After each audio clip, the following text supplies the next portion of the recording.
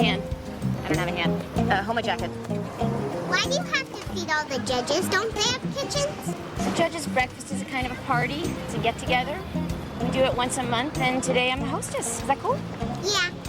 How come it's okay to have a muffin for breakfast but not a cookie? Because muffins are breakfast food and cookies aren't. Says who? The American Muffin Association. Come on, let's go. Do you believe in God? Where did that come from? I just wondered. Yes, I do. Me too. Good. Let's go. Do you pray? Sometimes. When?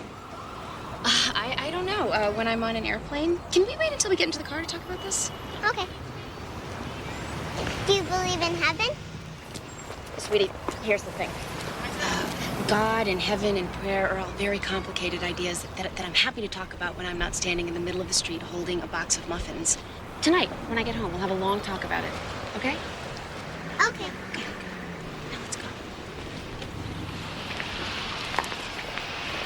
Where do babies come from? Things are generally much worse. You got a really big turnout. Everybody wanted to get a look at you. Sorry, Judge Gray. I know. We have to wrap this up. Your docket has changed. No heroin, Mother? Everything's postponed. You just got a special assignment. From who? Edwin Brooks, presiding judge. Well, he just hands it down with no warning? What does that mean? Means it's a case nobody wants.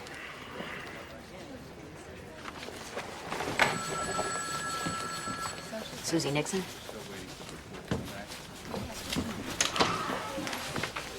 Ms. Nixon? Oh, Miss Gray. Good. You're not late. I'm never late. It's a character flaw. Call me Maxine. Have a seat. I'm just finishing up with these files. I usually see all my cases through, but lately I've just been swamped. I understand that you've been called out of retirement. I've been consulting the whole time. Well, that shows incredible dedication. Or temporary insanity. Who was your last supervisor? That would be me. Oh. I didn't know that you were head of the department. They didn't tell me. Well, I really am honored. So what's the assignment? Blatant abuse. Kid needs to be snatched as soon as possible. I've already submitted one report, and the judge is waiting for a follow-up. Oh, it's Judge Fowler. He usually sees things our way. Our way? I'm not a big fan of letting children suffer, and I hope you agree. Actually, I think it should be a spectator sport. Part of the Summer Olympics, maybe. Ms. Nixon, I've been a social worker for 28 years. I think it's safe to say I've devoted my life to the welfare of children. Oh, I didn't mean to offend you.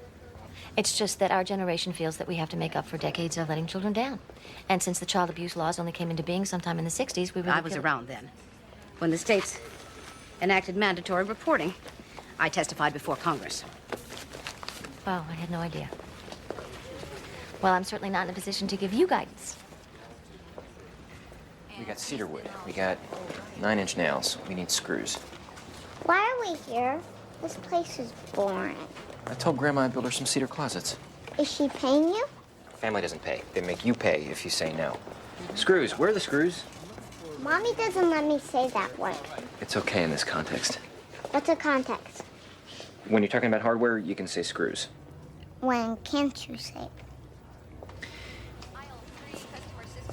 You see that guy down there in the red apron? His name is Dwayne. Go ask him where the screws are. Fathers are getting younger all the time. I know, that's my niece. I just picked her up from school. Are you good at this stuff? Kid stuff? No. This. Oh, well, yeah, I can pick an electric drill out of a lineup. What about a glue gun?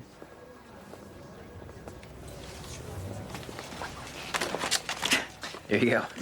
Okay, I'm an idiot. People tend to dissociate in these places. It's normal. Thank you. What are you gluing? Boxes, I sell them. There's a market for boxes? Well, I make them. Hand-carved, painted, decoupaged. People want them for some reason. You're an artist. So they tell me. I'm Chris Osborne. Vincent Gray. And what do you do, Vincent Gray, when you aren't in hardware stores? I'm a writer. What do you write? Fiction, mostly. Anything I might have read? I doubt that. No, I don't read much these days. You're probably ridiculously famous, and I should be embarrassed. Hey, good job. Lauren, this is Chris. Hi. Hi, Lauren. You have a nice uncle. I know, but he ought to be married by now. His grandma. I might give you a call. I think I have a job for you. Are you in the book? Yeah. Okay, here's the deal. They call him the Saint Boy. Real name is Thomas Bell, 10 years old.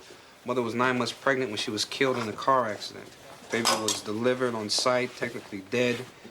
He was revived, but has been in a vegetative state ever since. He has never spoken or moved or responded to outside stimuli. His maternal grandmother has raised him since birth. They can't do this to me, can they? The boy's supposed to perform miracles. People come from everywhere to touch him, be healed by him. It's creating a circus atmosphere in the neighborhood, not to mention questionable press. Yeah, but where's the evidence of abuse? His doctor, with whom he has several monthly visits, has expressed concerns. Constant exposure to the public is undermining his health. Also, evidence of stigmata, bleeding from the hands and feet, exhibiting wounds of Christ. Oh, my God. This doesn't happen in Hartford. It happens in other places. They're filing the petition even as we speak. You're presiding. Well, can't somebody stop this? The Attorney General can't want this case. Wrong. Charges are coming directly from Victor Pascal's office. They are. Well, this stinks. They're giving it to me because I'm the only judge who can't throw it back in their faces. Taking on the Catholic Church and the Constitution. Do they have anything bigger in their bag of tricks? You got any thoughts on this, Bruce? Just one. I'm glad I'm not you.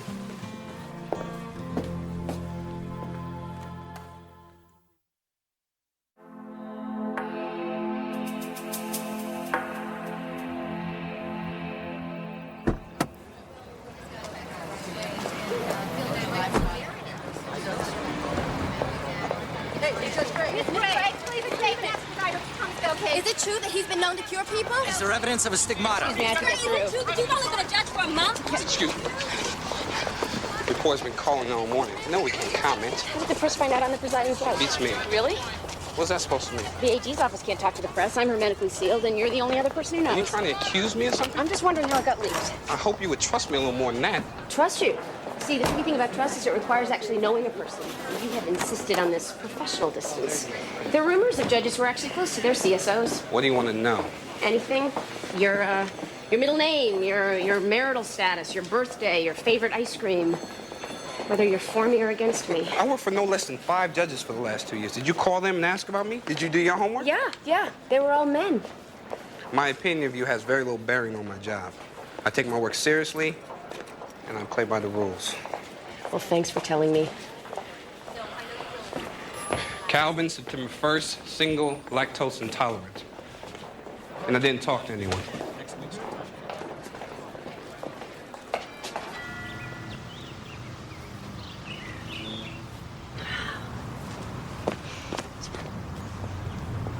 Hi, Mrs. Oakes. I'm Maxine Gray from DCF. What happened to Susie? Susie got tied up in court, so I'm following up for her. I was hoping we were finished with all this. Hi, Ashley. Why don't you go watch TV? This is all a big mistake. Ashley's teacher, Mrs. Swanson, is concerned about her weight and her eating habits. Mrs. Swanson is at least 20 pounds overweight herself. She can stand to watch her own eating habits. As you can see, I'm a slender person. Ashley, obviously, got my genes. Mrs. Swanson says that Ashley refuses to eat her lunch and criticizes her classmates about their fat intake. Let's be honest. We live in a country where self-control is considered extinct. Those kids bring nothing but processed foods to school. Saturated fats, empty carbs. Mrs. Swanson says because of her eating disorder, Ashley has trouble concentrating. She does not have an eating disorder.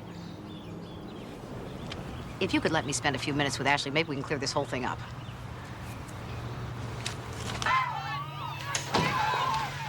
Honey, this is... What's your name again? Maxine Gray. Maxine. She wants to talk to you for a little bit. Is that okay? I'll leave you two alone. Hi. I have a granddaughter about your age. Does she like Barbies? Yes, as a matter of fact, she does. Do you? I'm not allowed to play with them. Mommy says they have an unrealistic body type. I see. You know, I'd like to talk about something else. I'd like to talk about what you had for lunch today. salad. It was good. Lettuce, cucumbers, carrots? Dressing on the side. Dressing has a lot of calories I see. because of the oil. But we did some sit-ups, so we burned it off.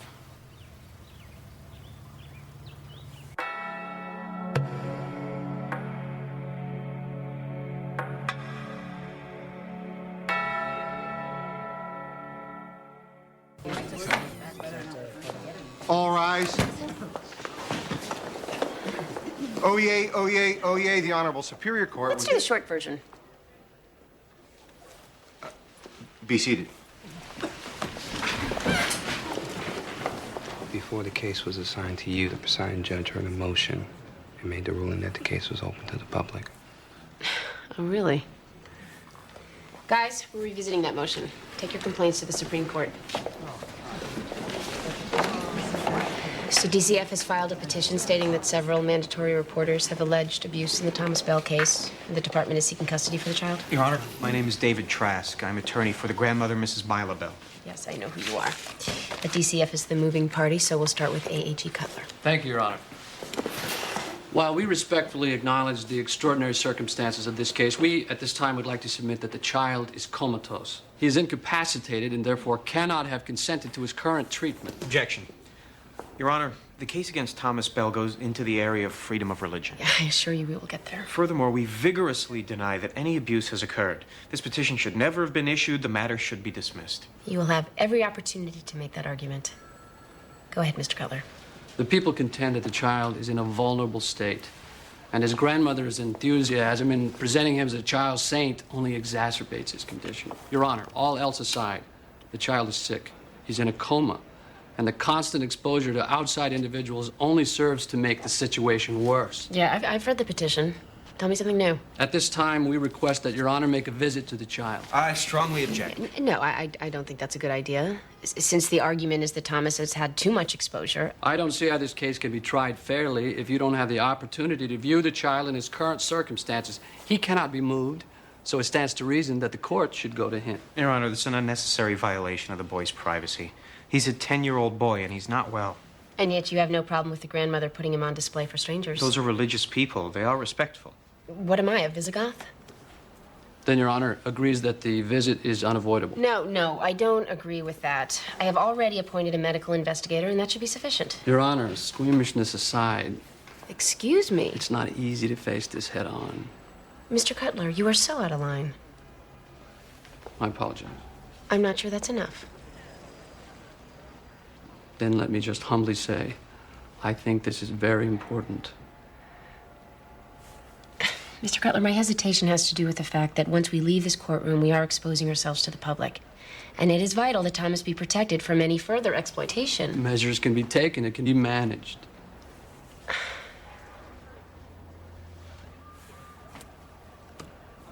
All right. We'll schedule a court-appointed visit to the child. All interested parties should attend. However, the press is absolutely excluded from this excursion. The court will note my strenuous objection. I'll even underline strenuous.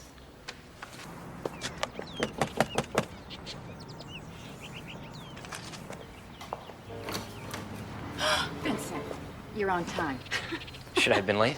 No, I was just painting and I forgot to look at the clock. So come on up. Thanks. Oh, wow. These must be some boxes you make. Now, this is the house my first profession paid for. Which was? I was a fabric designer. A couple of my patterns caught on. Any fabrics I might have seen? You heard of Paisley? No, it's just a trendy look a couple of designers picked up. But I stopped doing it because I got bored. That's my disease. Coffee? Sure. Did you do that? Yeah, a long time ago. During your Mark Rothko phase? You actually know about art? I minored in art history. Really? Yeah. My mom thinks it's because she wore elastic pants when she was pregnant with me. Cut off the blood supply.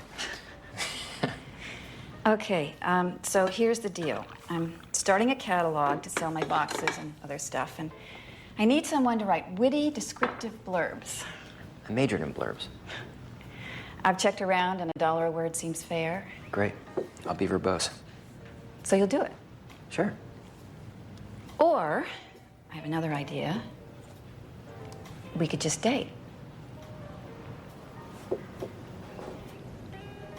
Okay, I'll go get dressed. We can start writing.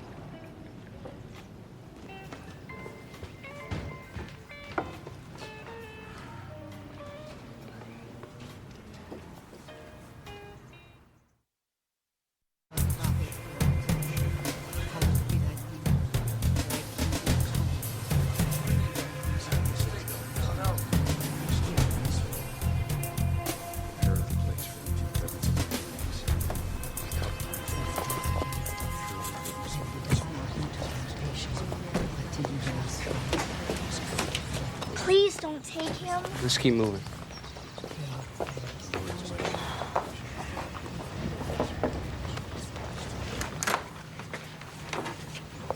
Mrs. Bell, I'm Bruce Van Nexel. We spoke on the phone yesterday.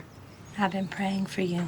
This is Judge Amy Gray. We have a court order. Yes, I know. Come in. Dr. Meyer's already here.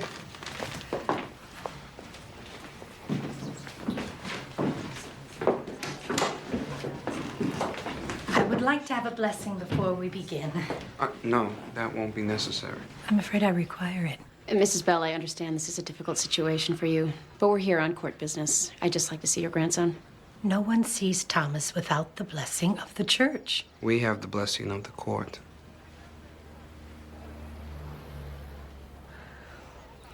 Well, I'll take you in, but just you. All interested parties have to be present. Only the doctor will examine him. But Thomas doesn't know you. You're strangers. This won't take long. I promise.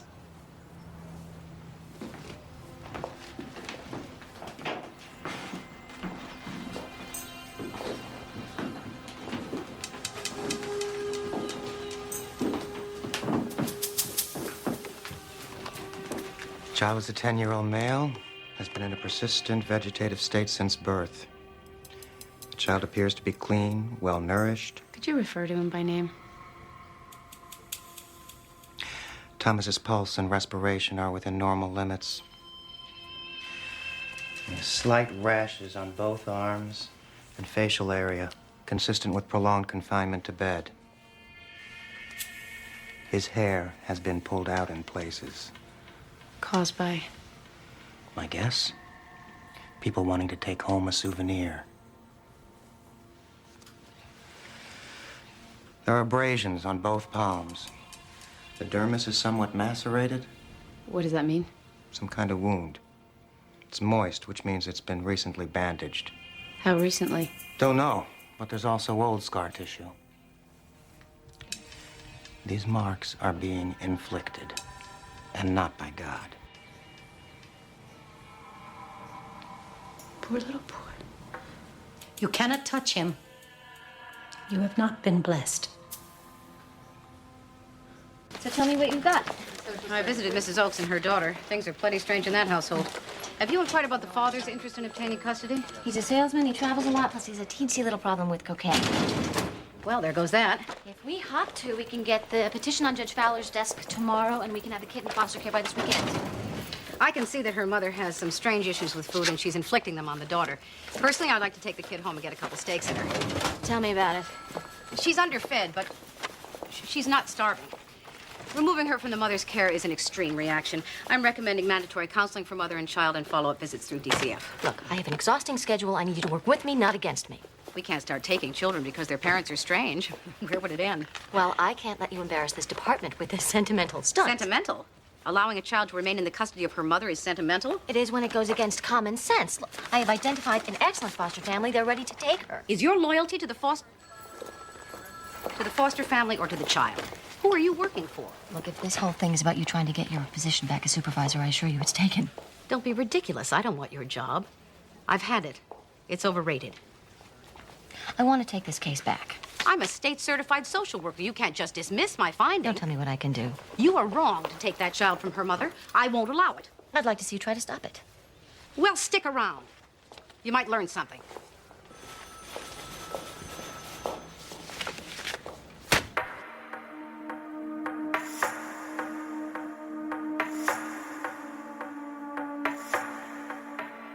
grandmother is compensating. Making her kid a saint is her way of making up for the loss of her daughter. Okay, but what's the harm? I mean, the child isn't conscious. We don't know what he's feeling.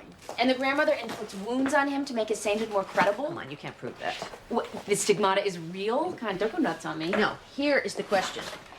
Is the abuse serious enough to grant an OTC? His grandmother took him on tour across country last year. Thomas got pneumonia and nearly died. Well, 200 people claim to have been cured by him. What? On the record. Greta, are you telling me that these things don't happen? Even the doctors say prayer works. They don't know why, but it does. Fine, but I'm supposed to divorce all that from the situation. I'm supposed to see him as a child and not a saint. Yeah, fine. But as a person, don't you ever want to embrace the mystery? Are you serious? Oh, 3 in the morning? I'd love something to believe in.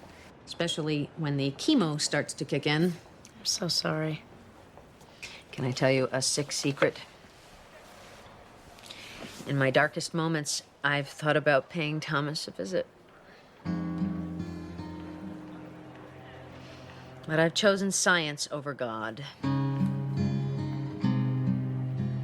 am not always sure it was the right decision. Hi, Mrs. Oakes. It would work out much better for me if you people would call first. I have an appointment with my trainer. Is Ashley here? No, she's at kindergarten. Good. That gives us a chance to chat. What's going on? What's going on is that you are in danger of losing your daughter to DCF. Why? Because you refuse to feed her normally. I'm sorry if my nutrition standards aren't the same as yours. That doesn't give you the right to take my daughter from me. DCF can take a child anytime they feel that she's in danger. These charges would never hold up in court. Maybe not, but it would take at least 3 weeks for you to get a hearing, during which time your child would be in the care of strangers. Now, I am currently fighting your battle, and I'm on your side. But if you don't grow a brain between now and tomorrow... Excuse and me. get some help for your eating disorder... I do not have an and eating start feeding your child something besides lettuce and rice cakes, you are going to be the mother of a kid in foster care. If you can wrap your rock-hard, emaciated head around that concept, you might have a prayer. You have crossed the line, lady. Sue me.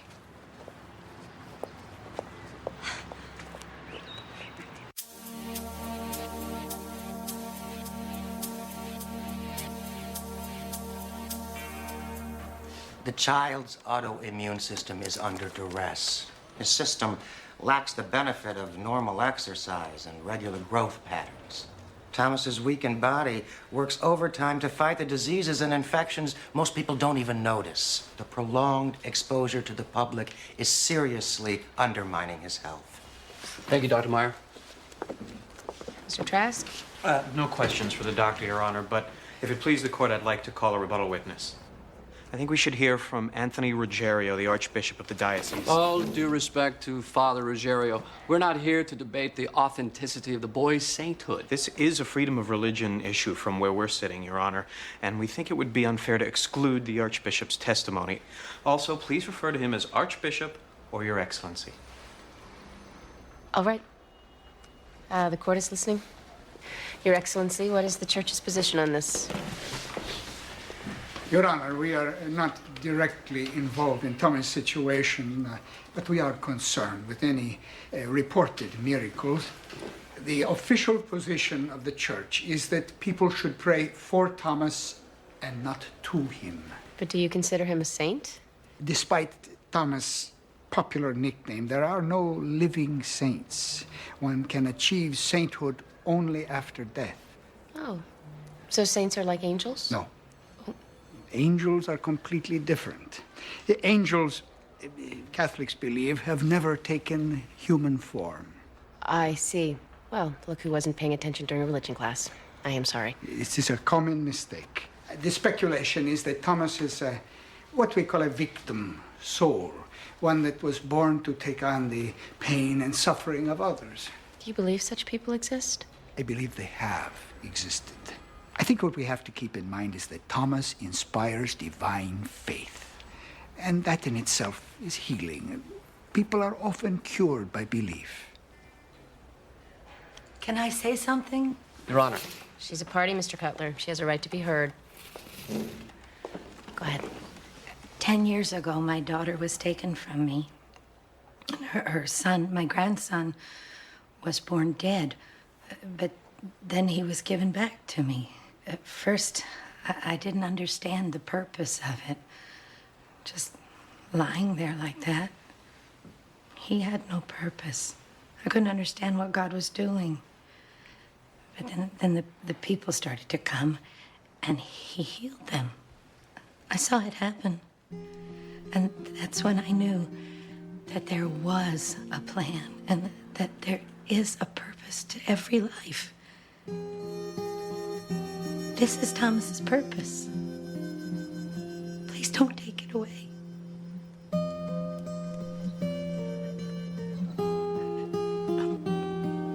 That's all.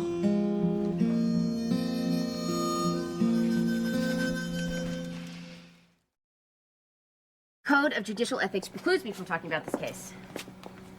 Yeah. A temporary custody hearing is scheduled. That's all I can say. Looks like a charm. So does not answering. Well, I can't just let it ring. Learn.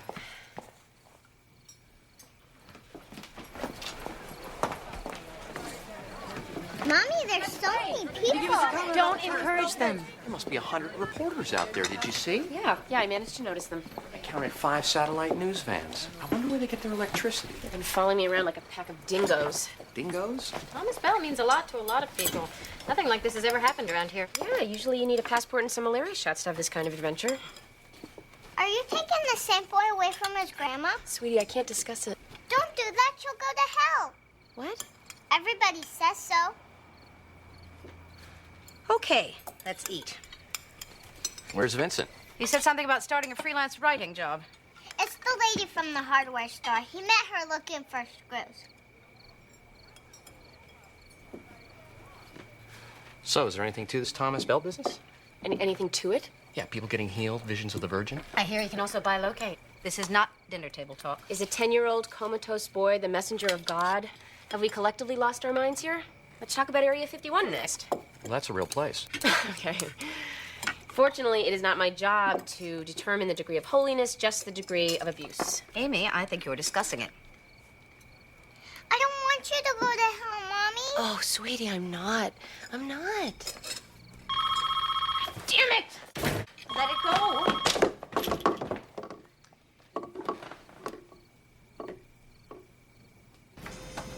Aren't you tired? No, tired is 1 a.m. The deadline for the short story competition is tomorrow. And you got a good opening paragraph. You've been there? I live there. Did you ever win one of those competitions? A long time ago, in college. What was it called? You wouldn't have heard of it. Try me. Pushcart. You won the pushcart prize when you were in college. And then what? Agent. First lip publishing deal. And then? Inexplicable meltdown. I can't describe it. It's, like, I don't really like to think about it. Like, 1 minute there I was, and the next, it's somebody who looked like me. You don't want to hear this. I swear to God, it's like I lost myself. Like I misplaced myself. I left it in a bar or somebody's back seat. So what'd you do? Went to Europe for a year. Dropped out of my life. Picked grapes in the south of France. Got paid in bottles of vin ordinaire. It's French for crappy wine. I wish I'd had an adventure like that. No, you don't.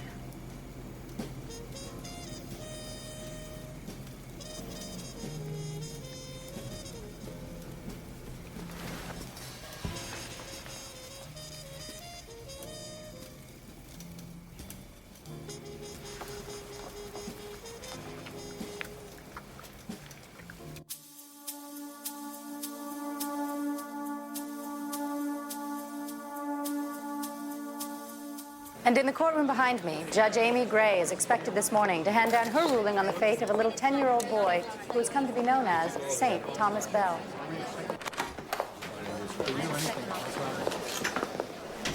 I tried calling you at home. Yeah, I left early.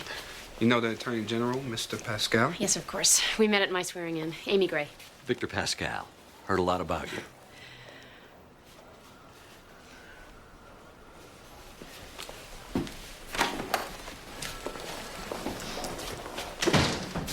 Well, to get right to it, we're pulling out of the Thomas Bell case. Pulling out?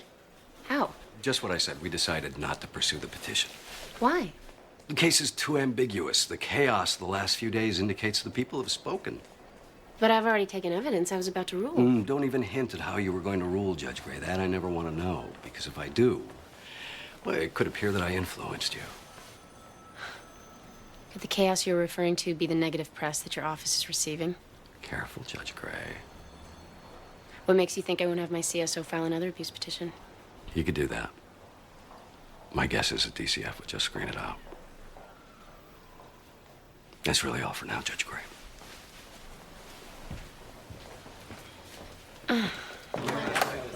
Mr. Pascal, this was a bad move all around. You cannot interfere with people's lives if you don't have the courage of your convictions. Are you under the impression that yours is a lifetime appointment? No. But yours isn't either. And I could cite you for that.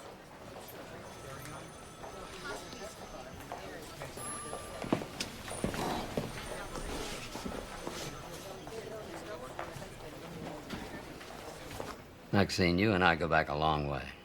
I've always held your good judgment and dedication in the highest esteem. Judge, I based my recommendations on 28 years' experience in DCF, and about 300 more raising my own children. There is such a thing as protocol. I was having trouble getting through to the woman. The Department of Children and Families is under a lot of heat these days. No inappropriate physical contact. I didn't touch her. And no unnecessarily harsh language. There's a fine line. Rock-hard, emaciated head? I'll apologize to Mrs. Oakes. I think it's better you just stay away from her. Yes, sir. And we can forget about getting the child out of the house. Mrs. Oakes, not surprisingly, is suing the department. They're forced to lay low and hope she's the forgiving type. Yes, sir. That's all.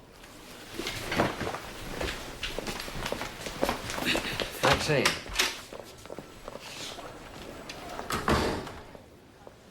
As if you aren't 3 steps ahead of me. You knew this was going to happen. You deliberately got that woman stirred up. She wasn't scared enough. I'd say you scared her. She asked for a restraining order. Do you realize you put your job in jeopardy? Well, it's not my job if I'm not allowed to do it. We all act like foster care is the answer to our prayers. But kids get lost in that system years, and I think we need a hell of a reason to take them away from their parents. Maxine. I mean, by today's standards, I wouldn't be allowed to raise my basset hound. Susie Nixon is radical, I know. But I am not. Have a little faith in the system, won't you? Or have you done it too long for that? I hope not. I hope not, too. How do you like it? Chris?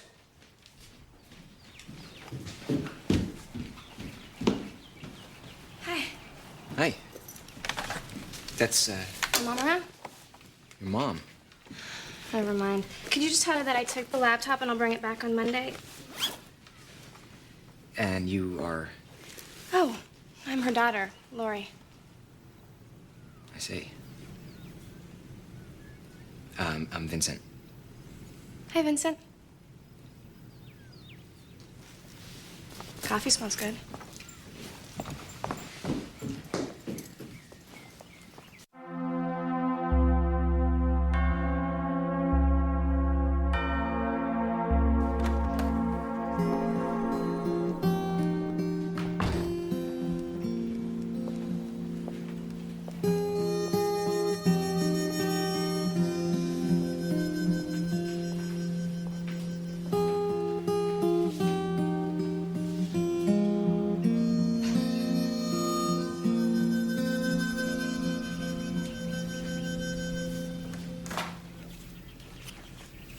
Hey. Hey.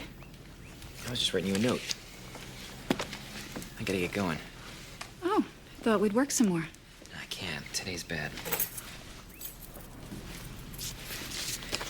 I met your daughter. Lori? When? She came and took the computer. Said she'd bring it back on Monday. Little sneak. She knew I needed it for the weekend. So that's what happened. But nothing happened. I just... Realized how old I really am. Of course not. I know, I'm being neurotic. Shallow, even. Go on. It's just, this whole thing started out kind of Sunset Boulevard, and suddenly it's The Graduate. You want to go out with my daughter? No. I want to go out with you. I think. But even though it doesn't look that way, my life is very complicated. I just don't know that this is the right time. I'm not sure I can do this. Do what? Your life might be complicated, but this isn't. Do you have to be so reasonable? You're the one who's rationalizing.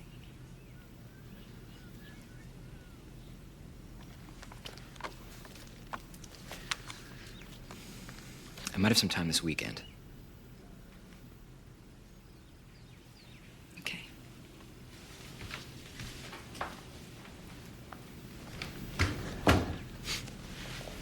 Capping a long-running and controversial story, Thomas Bell, the so-called Hartford Saint, will remain in his grandmother's care.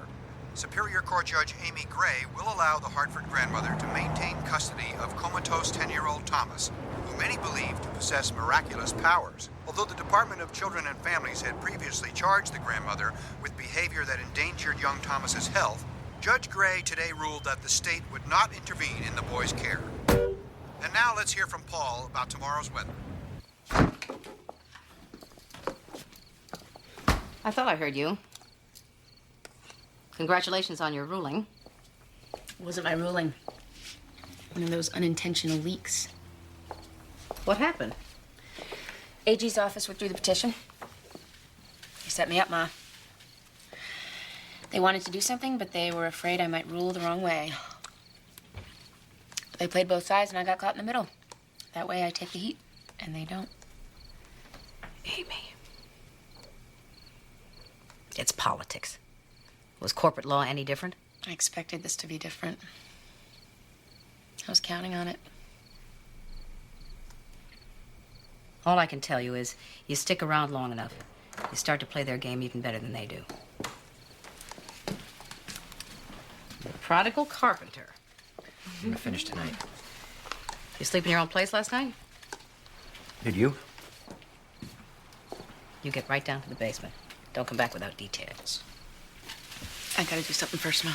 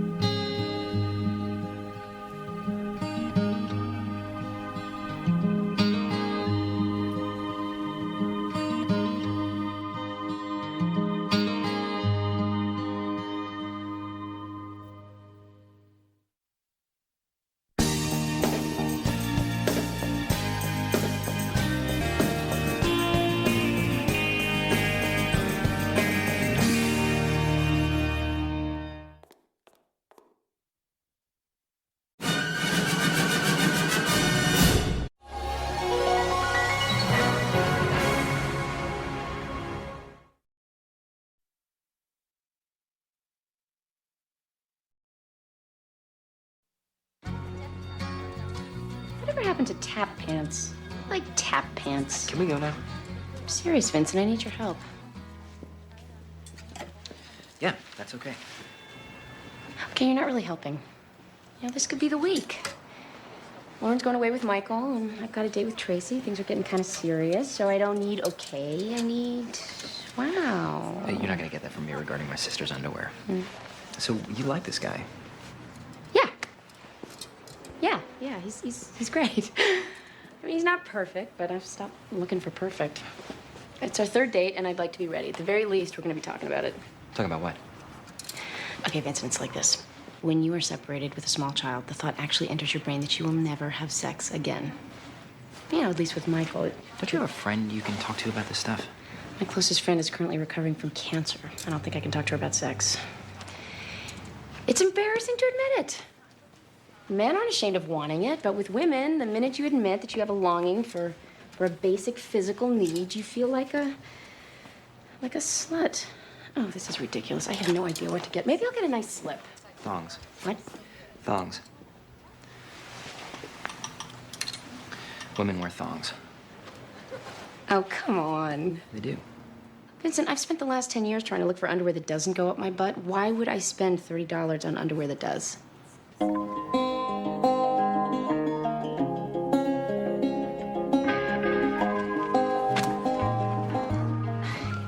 Are we getting close?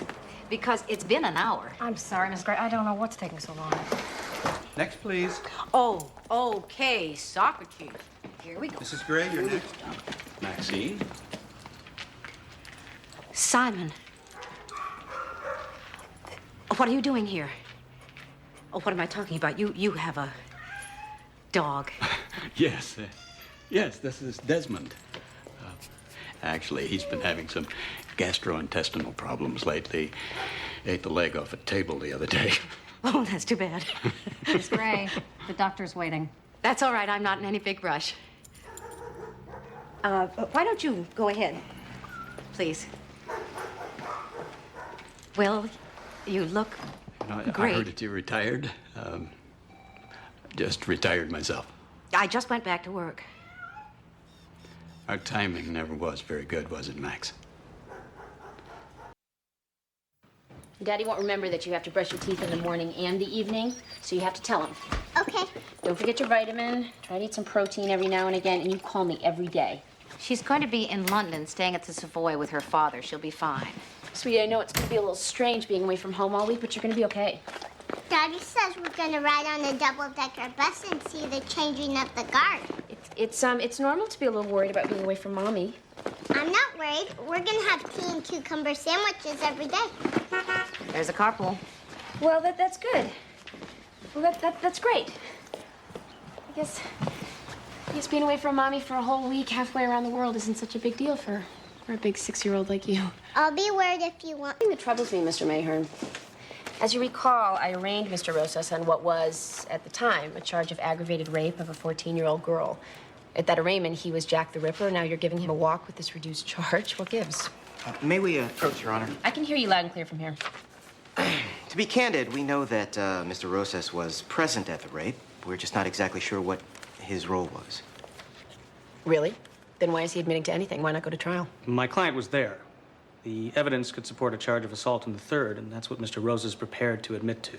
Well, there's assault, and then there's assault. Given the nature of this particular offense and this offender, including his prior record, I will accept the plea. However, disposition is another matter. I'm committing Mr. Rosas to DCF with his initial placement at Long Lane with the maximum period permitted by law. That's not the deal, man. That's not what you told me. Control yourself, Mr. Rosas. You said no time. That was the deal, man. You lied to me. Bailiff, lead him out. This is bull, man. This is whack. All right, let's be nice. Now shut up, pig. This really sucks, man. You screwed me, bitch. You screwed me bad. We had a deal, remember? I love your shoes. Let go of me.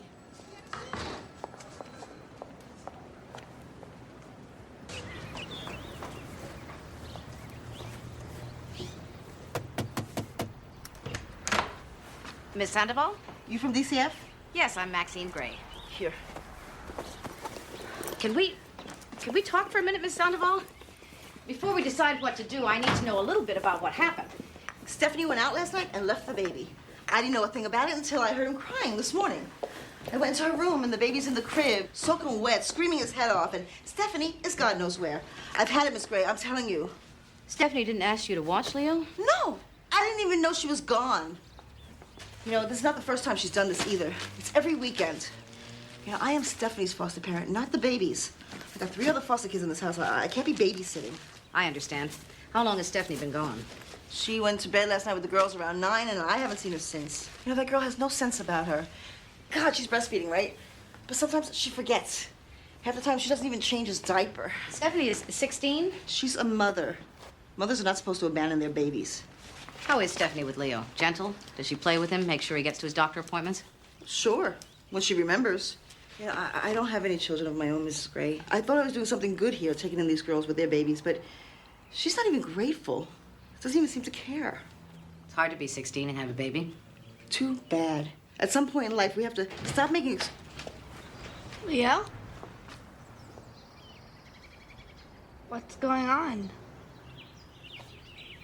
Your Honor, we move to dismiss. There is no case here. The mere presence of Mr. Pratt during the commission of this murder does not constitute a crime. He walked into the bedroom where Mr. Hart was restraining and brutalizing Angie Parrish, grabbed a jacket, and walked out. It is not against the law to see a crime and not report it. Darren Pratt knew what John Hart was doing with Miss Parrish in that bedroom. The two friends shared an interest in violent pornography. This was the fulfillment of a sick fantasy. That is pure conjecture. If anything, Mr. Pratt's crime was one of neglect. He didn't help Angie Parrish. It is not anyone's responsibility to put his own life in danger to help another. For all Mr. Pratt knew, if he tried to stop Mr. Hart, his 6'2", 220-pound friend might have turned on him. Okay, I've heard enough. Miss Dodson, I am as sickened and as outraged as you are by Mr. Pratt's inaction and indifference. However, moral reprehensibility is not a crime. You have to participate, to do something affirmatively to assist in the commission of a criminal act. Regrettably, what Mr. Pratt did or didn't do in this case did not violate any of the state laws of Connecticut. And we have rejected the notion of guilt by association. Therefore, I move to uphold this motion to dismiss and order that Darren Pratt be released from custody. Get out of my courtroom, Mr. Pratt. I'm through with you. 10-minute recess. Coward! That boy killed my daughter. He stood by and he watched her die, and you are a coward! As for the 19th century, that son of a bitch would never have made it to a courtroom. A lynch mob would have taken care of him. I'm not sure if that's such a bad thing.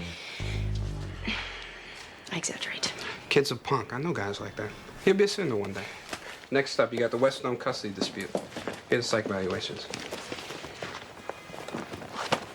These people hate me. Hey, folks are happy when they win and pissed off when they lose. That's the way it is. You're right. And I just thought that if I was nice and thoughtful and studied the law, people would appreciate that. What? Everybody loves Judge Judy. Oh, yeah, look at that. He laughs. I'm sorry. Oh, by the way, guy named Tracy called. He'll pick you up at 7. Wear a sweater. Thank you.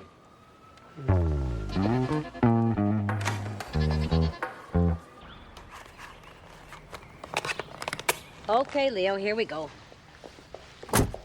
Please, please, no, please, you can't do this to me. You don't understand. I'll never do it again. I made a mistake I am his social worker, and as of now, I am responsible for his safety. Yeah, I know what you do. You people have been messing with my life since I could walk. He's my baby. He's the only thing I have. We'll take good care of it. He's not gonna know who I This am. is temporary. You'll get a chance to talk to the judge at the hearing. No, please, you can't do this to me. I promise I'll never do it again. You're not sorry. You're not sorry about anything. You It's my job. old bitch. And it sometimes stinks. Screw you. No, I don't need you. I don't need anybody.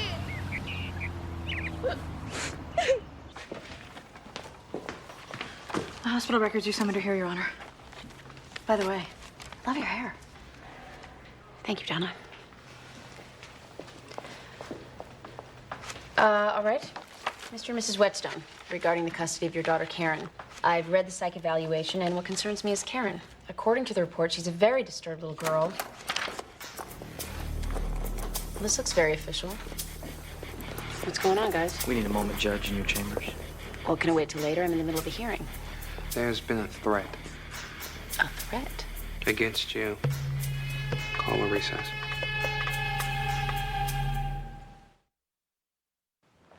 call came into the main switchboard today about 11:35. It was a male voice. He said, "Judge Gray is dead. We know where to find her, and we're going to get her good." Sounded like it was made from a phone booth. Well, that narrows it down. Have you rendered any verdicts recently that might be controversial? Yeah. My office is handling the investigation. In the meantime, we'll put you under guard. Get a tap on your phone at home and in chambers. We're adding a state trooper in court, and you'll be followed by an undercover car at all times. Isn't this overkill? I mean, threats like this must come in all the time. Judge Ellis was shot to death 2 years ago in the parking garage by an angry plaintiff. Oh, my God. We don't mean to frighten you, Judge Gray. We're just not leaving anything to chance. We'll keep you posted. Stephanie is second-generation foster kid. Her mom was raised in the system, and she abandoned Stephanie when she was 2. I read her file. She desperately doesn't want Leo to end up the same way. She left her baby in a crib and went out all night. She's not desperate enough, Miss Holbrook. I have been her child advocate for 4 years. I've seen Stephanie go through some horrendous experiences. Numerous foster homes, sexual molestation, physical abuse. She doesn't know what it is to be a good parent because she has never seen one. You people don't seem to understand that. You're the reason why she is the way she is. I have a 4-month-old infant that deserves to be safe. Stephanie has you. Someone needs to speak for him. Stephanie is breastfeeding. She deserves a chance to bond with her baby. If your department insists on separating them, you'll have the death of this family on your conscience. Miss Holbrook, I agree. The system is a disaster, but I'm not the system. I'm Maxine Gray, and my job is to do right by this little boy. So I'm going to ask you, do you really, truly feel that a 4-month-old infant in the care of this young woman will be safe? Because that's what I'm looking at. I don't know. I hope so. My mom is a really good person. And she loves me very much. I know that. But sometimes her thinking gets all mixed up. Can you tell me some more about that? Well, she used to be okay, like a normal mom. But after the car accident when I was 9, everything changed. Now, she thinks the CIA keeps track of us wherever we go. So we have to move a lot, sometimes in the middle of the night. And we sleep in our car. Do you go to school, Darcy? Not this year. We spend a lot of time in front of the Canadian consulate because Mom feels safe there. She doesn't like me to be out of her sight. Your Honor, when DCF removed Darcy from her mother's custody, they were living in their car. The child hadn't had a bath for some time. How's your mom treat you? My mom would never hurt me. She's always saying I'm her only reason for living. She's just trying to protect me, Judge. But she's so worried and scared all the time.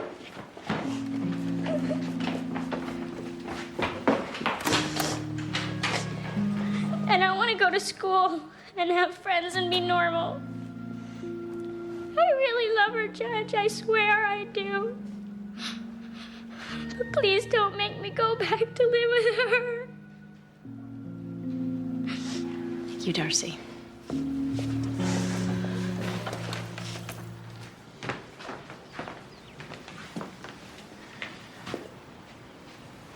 Thank you. What? Yeah, you laughed. The seduction scene's very, very funny. All right. Yeah, that's good. Oh, no, funny's good. Uh-huh. You didn't laugh at the part at the beginning where he's talking about his mother? No, I thought that was funny. I just laughed to myself. All right, you don't have to humor me. If you don't like it, I want you to tell me. And I want you to be honest. Vincent, go away.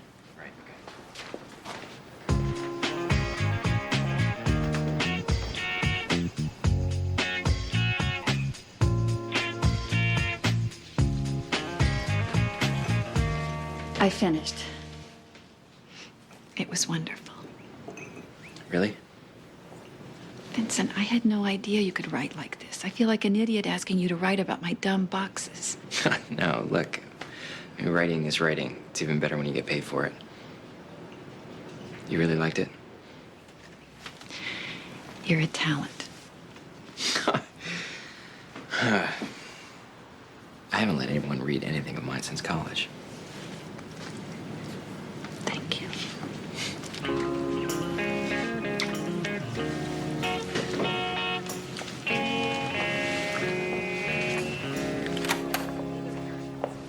Judge Gray, I'm Detective Redlick. I'll be escorting you home. Oh. Fred's bringing your car around to the back door. We'd like you to avoid the garage. Well, that's service. Fred, I've got Jag. We're on our way out of the building. Copy? Jag? 10-4. Judge Amy Gray. Ready? Judge Gray, can I ask you something? Well, I'm just leaving. It's kind of important. Officer Redlick, would you excuse us for a minute? Yeah, I'll just stand over here. Judge Gray, I just want you to know I think you're doing a great job. Thank you, Donna. I appreciate that. I appreciate all your support. I think you're doing a great job, too. Thanks. Did you want to ask me something? Yeah. Judge Gray, I'm getting married. Well, that's wonderful. Congratulations. And I've been trying to get up the nerve to ask you this all month. Would you perform the ceremony? Sure. I'd love to. It's day after tomorrow. Wow, that's soon. Where? Hartford Correctional Center. He's an inmate. I see. He's in for first-degree murder, but he didn't do it. Ah. I'm going to law school at night so I can be his lawyer, get him a retrial. Terrific. Let me just check my calendar.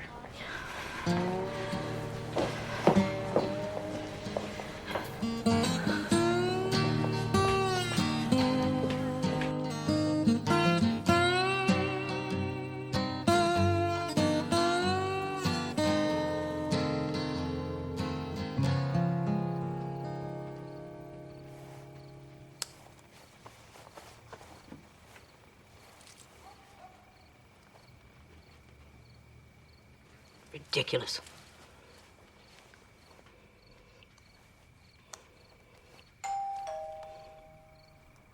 Coming.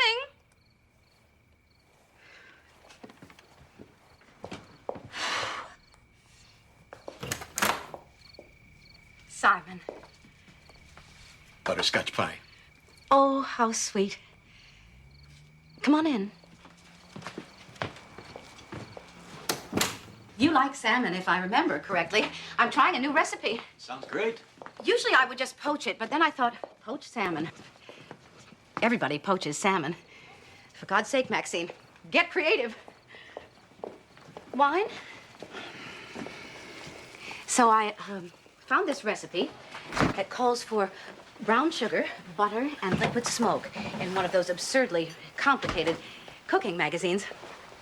It's a ludicrous procedure. You score the skin, season it, marinate it for 24 hours. By the time you're finished with the whole process, you feel like you ought to shellac the thing and hang it on the...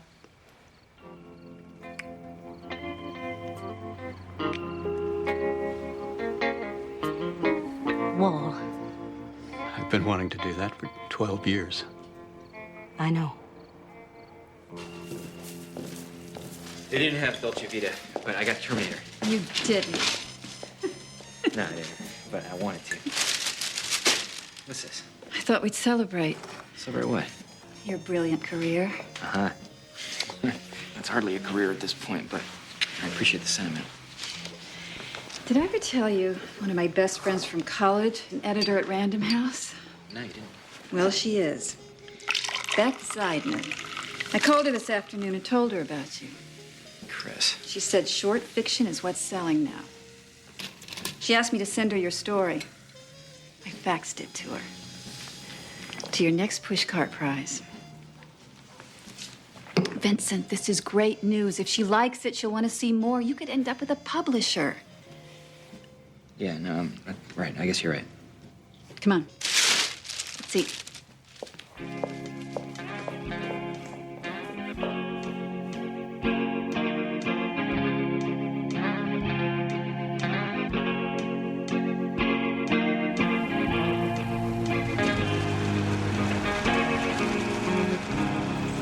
Still there? Yep. Sorry about all this. No, hey, I kind of like it. Keeps me from giving in to my baser instincts. You want to come in? Sure. My mother's probably asleep. Not that it matters. It's okay. Mothers love me. Mothers and, four-legged animals. Really?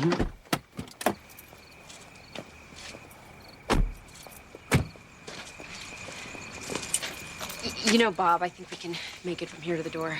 Okie doke. Just holler if you need me. You bet.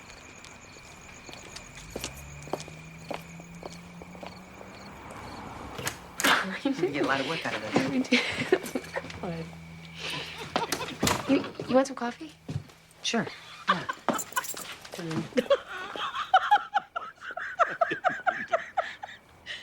Mom. Amy, you remember Simon McKinley? How you doing? Good. Mom, Simon, this is Tracy Carroll. Maxine. Maxine Gray's your mother. Why didn't I know that? I don't know why. Why would you know that? Oh, Tracy and I go way back. Still making a buck on the backs of young victims? Okay, Mom, let's go in the kitchen. What? Let's go in the kitchen.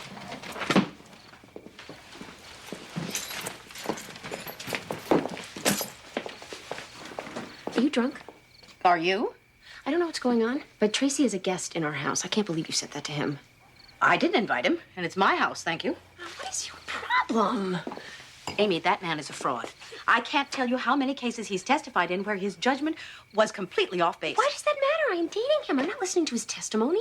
He was always late. He never wore a tie, and he jangled the change in his pocket incessantly, not to mention the whistling.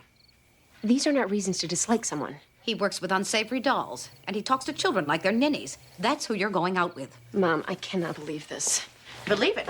He's an idiot. No, what I don't believe is that you're doing this to me. I'm not doing anything to you. He's bad at his job. If you want to go out with him, well, you be the judge. My salmon's getting cold.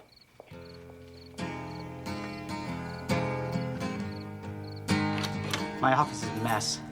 I am so sorry. I don't know if it's change of life or what. I think it's just your mother. She doesn't like me. No. It's not she doesn't like you. She's just opinionated. No, I think we can say she doesn't like me. But that's okay. She doesn't like any child psychologists. It's up here someplace. This book on juvenile witnesses is really wonderful. It'll really help you out. I'll just get it, and then we can go back to my place. If that's okay with you. Yeah, that's great.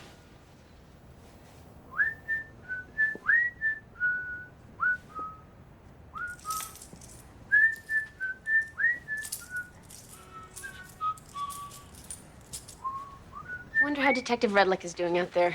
I'm sure he's fine. Well, I've never had a bodyguard. I'm not quite sure of the etiquette. You know, why don't we just pretend that, he's not there?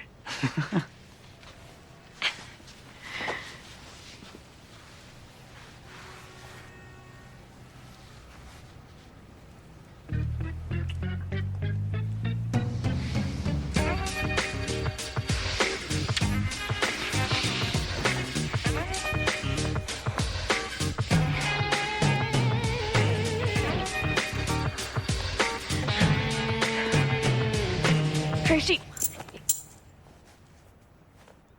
Did you find that book?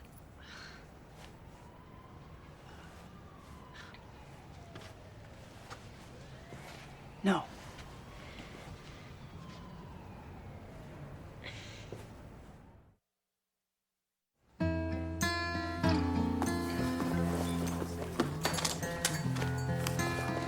I missed the bus. Stephanie, you're an hour late. I have to go. But what about our meeting? We're gonna talk, right? We were. Unfortunately, I have another appointment. So you're just gonna use this against me, aren't you? It's not my fault, okay? The bus came early and that pisshead driver wouldn't stop for me. I had to walk all the way from 4th Street. It was your responsibility to get here on time. I have 48 hours to make my recommendation, and you have just wasted an hour of that. I want my baby back. I believe you. I love him. I do. I love him so much. It's everyone else in this world I can't stand. He's the only one who's there for me. Leo is not supposed to be there for you. You are supposed to be there for him. Right now, I don't think you understand the difference. I do. No, I do. And I'm going to be 18 soon, and I'm going to get a place of my own and a job. You missed 2 of Leo's last well-child checkups. He hasn't been vaccinated for hepatitis B, polio, DPT. It's not my fault. I couldn't get a ride to the clinic. There isn't always going to be a ride available. No one makes being a parent convenient. Being a parent is a struggle to stay a couple steps ahead of the kid. Blah, blah, blah. You know, I've heard this lecture a million times before. Okay, you're not telling me anything new. I'm doing the best that I can. And I'm sure as hell doing a better job than my mother did. What would you do to get your baby back? Anything. Would you go to school? Stay in your foster home, follow the rules, make all of Leo's doctor's visits, take parenting classes? Your Honor, there's no connection between my client's so-called psychiatric diagnosis and her ability to parent. Paula Mitchell is a devoted mother. As you can see, Darcy is healthy and well-fed. Beside the school issue, which he hopes to rectify, there's no evidence of imminent physical danger, no reason for extending the OTC. Thank you, Mr. Pinelli. Ms. Reyes. The question is it in this child's best interest to be at the whim of a woman who lives in such fear that she forces her daughter to live in a car and pull up stakes at a moment's notice? Obviously, Miss Mitchell loves Darcy. And as Mr. Pinelli has pointed out, there is no evidence of imminent physical danger in the traditional sense. However, given Miss Mitchell's perception of danger or threat and resulting action, there is a real issue concerning her ability to keep her child safe. At this juncture, I'm going to sustain the OTC. Judge, could I talk? Sure, Darcy.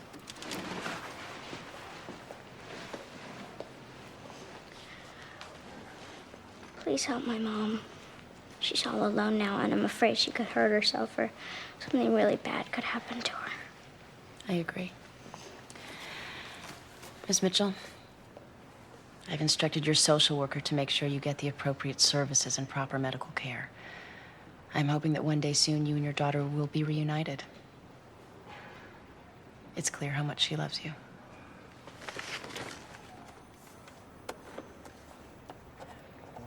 Hey, is that you? No, it's me. Hi. Lori, right? Right, you're I'm Vincent. right, the author. My mom around? No, she had to go to the gallery. So, how old are you anyway? 28. Why? My mother's very attractive, don't you think?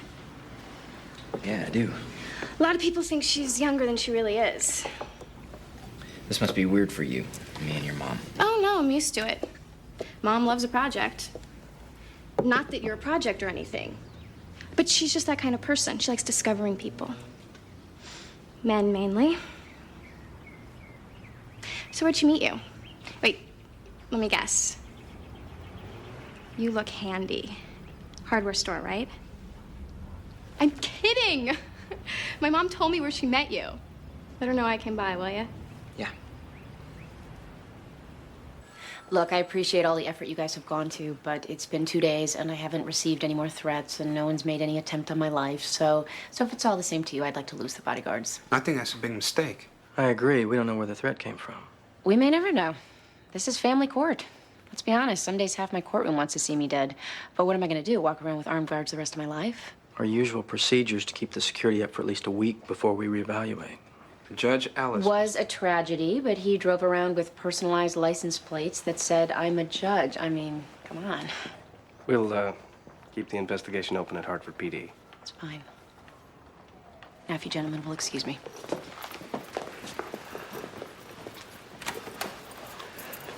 How about I follow you home? Oh, Bruce.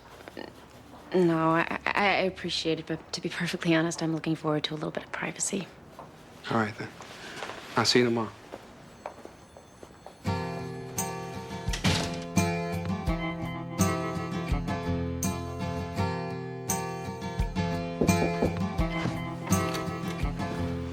Hi.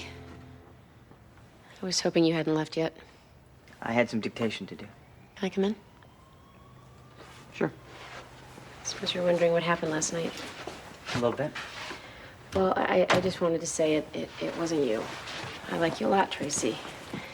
You know, if this is one of those, it's not you, it's me conversations, let's just cut to the chase. No. I don't mean that. I mean, I'm attracted to you. Huh? Likewise. So what happened last night was just one of those strange anomalies that can only be explained by the moon or the cop outside or my mother. You know, your mother and I may not see eye to eye on most things, but Look, let's forget about my mother. Let's start all over again. Tonight's a whole new night.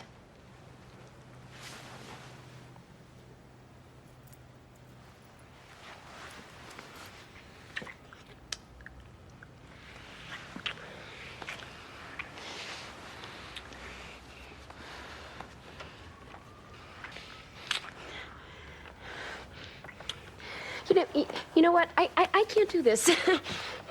I'm sorry. Just because your mother doesn't like me? No, of course not. Okay, well, that bothers me a little bit, but that's not the problem. I understand it's your first time since your divorce. No, not really. Look, if we do this, it means something. Doesn't have to. No, I mean, I can't do it without it meaning something. And I don't think I want it to mean anything.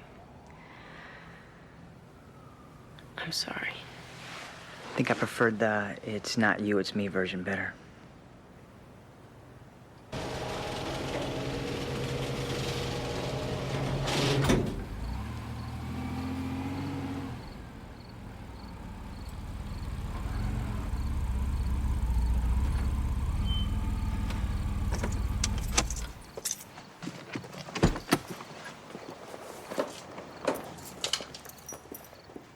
My daughter belongs with me. Miss Mitchell, you should not be here. You did this. Why? I don't understand. I don't think we should be having this conversation. If you want to... No, I did everything I was supposed to. I kept my mouth shut. I didn't call the Canadian consulate. They jammed my radar. They told me to stay in my car. And you stole my baby. Miss Mitchell, this is a big mistake. Darcy needs you to keep it together. So be her mom and put the gun away. You destroyed that. She's not mine anymore. I have nothing. Do you want to know what that feels like? No, please, listen to me. Darcy loves you. She just wants you to get better, and then you two can be together. We'll never be together. No, please. No, please.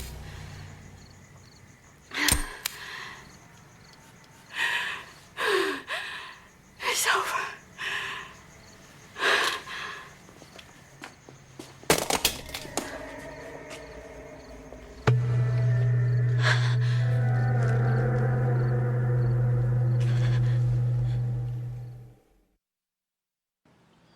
Well, thank you very much, Detective. The cops found her barefoot and disoriented on McCadden. He admitted her to county psych ward on a 5150. Amy, how could you have not told me about this? I'm your mother. Don't I still get to know when you're in trouble? Ma. Someone threatens your life and you don't mention it to me? I didn't want you to worry. Why? There's no statute of limitations on worrying about your kids. Just because they turn 18 and drive and drink and vote, you don't stop worrying. This happened in our garage. I'm sorry, Ma. The threat just didn't seem like such a big deal. Amy, the people that come into your courtroom every day are filled with impotence and rage. It's inevitable that the Oh, Ma, focus... please don't lecture me. I don't think I can take it at 6 o'clock in the morning. I lecture you because you won't listen. You have a very dangerous job. I know that, Ma. I know. I'm 35 years old. I don't need you to tell me how to do my job or whom to date or how to fix my hair. I'm an adult. Then act like one. You have more to think about than yourself. I have to take a shower. I don't tell you how to do your job, and I would never presume to tell you whom to date. Oh, no? You having short-term memory loss now? If you don't want my opinions, I'll keep them to myself. As for your hair, well, the way a judge is perceived affects her ability to do her job. That's a fact. I guess I just hoped that since we lived together, we could be honest with each other. Well, as far as I'm concerned, it's not doing anyone any favors. So it's not. Why bother to talk at all, then? We could just write each other notes on stickies when we want to communicate. Here's one now. Oh, that's nice, Ma. That's really nice. Okay, you want to talk? You go first. Let's talk about you and Simon. What was that the other night? A date? It wasn't a date. It was dinner. I saw you, Ma. I saw the look on your face. I don't know what you're talking about. We all knew about you and Simon. At least I did. What? It was so obvious whenever you two were together. And poor Dad, he always thought Simon was such a great guy, and then meanwhile... That's enough. If you want the truth, I'll tell you. Simon McKinley and I came to care for each other 15 years ago. It was a difficult time for both of us. Your father was depressed. Simon's marriage was ending. We needed each other. But you listened to me. Nothing sexual ever happened. I was never unfaithful to your father. Well, that's great, Ma.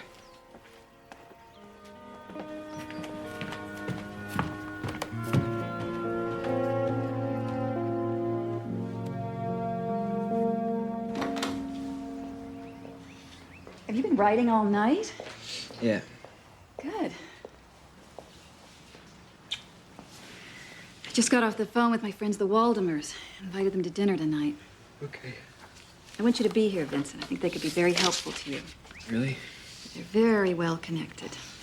Duncan's a professor of literature at Yale, and Muriel's a big fundraiser for public TV, so they know everybody. Duncan specializes in semiotics, so feel free to mention that class you took on Finnegan's Wake. Do you own a suit? I don't think I'm gonna be able to make it. Oh, well, next week then. Chris, I appreciate the fact that you liked my story. I more than appreciate it. But I'm not gonna be anybody's project. My project? What, because I sent your story to a You have friend? no right to send my story to anybody without asking me first. Okay, I guess I should have checked with you. I was just trying to help. I need your help. And I don't need a suit. Vincent? What's this? It's the entire catalog of Chris Osborne decorative boxes. Hope they're a big success. Go to hell.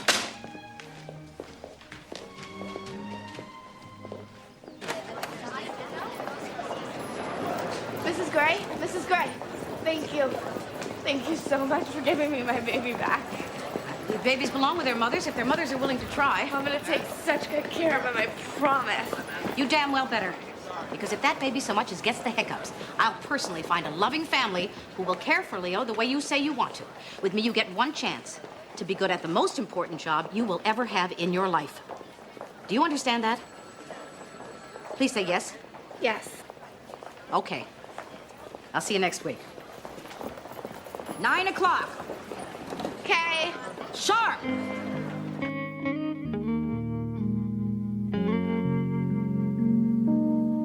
Do you, Donna Kozlowski, take this man, Oscar Ray Pant Jr., to be your lawful wedded husband, for richer and poorer, in sickness and health, forsaking all others, for as long as you both shall live? I do.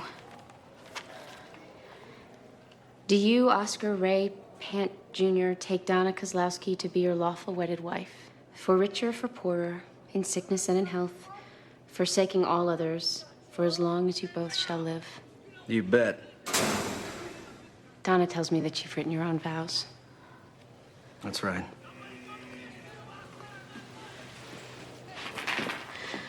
Oscar, you are my everything. Meeting you changed my life and gave me a purpose. I love you more than I can express in words. You are my noble knight, locked away in the dungeon. I will forever be your princess. You complete me. Donna, my one love, my beautiful angel, you've given me hope. In the depth of darkness and despair, the light of your love, show me the way. You light up my life. You give me hope to carry on. You light up my days and fill. I didn't cry that much at my own wedding. I don't know what happened to me. It was just so simple and uncomplicated. It's just two people really connecting with each other. And you know what? It wasn't about sex. They will never consummate that marriage. It was about two people really loving each other. What's he in for? Heck, his mother to death with a meat cleaver. Nice. These people don't have commitment problems. Is that what's wrong with you? Oh, no. I don't think so. I really tried with Tracy. But I found myself almost sleeping with him just to show Mom. And then it occurred to me that was a big mistake. I wasn't ready. He was the wrong guy. I just wanted to go home and watch TV. I know exactly what you mean. I blew up my relationship today. Why? For no good reason. Because I was afraid. What? I don't know. Her expectations. Yeah, I saw who she wanted me to be. I knew there was no way I could live up to that. You know what I mean? Hell yeah. I married that. I knew I shouldn't get involved. That we can never be together without it meaning something. Stupid. So I ended up hurting her. It's weird what happens when a marriage dies. They say it's the end of a dream. I think that's true. It's precisely why I've never gotten married. Yeah, but just because the dream dies doesn't mean you stop dreaming, does it? We had mom and dad as role models. They were married for, what, 27 years? You think we'd be better at this sort of thing? Yeah. Yeah, you think. I guess what it comes down to is nothing's perfect. And nothing's easy.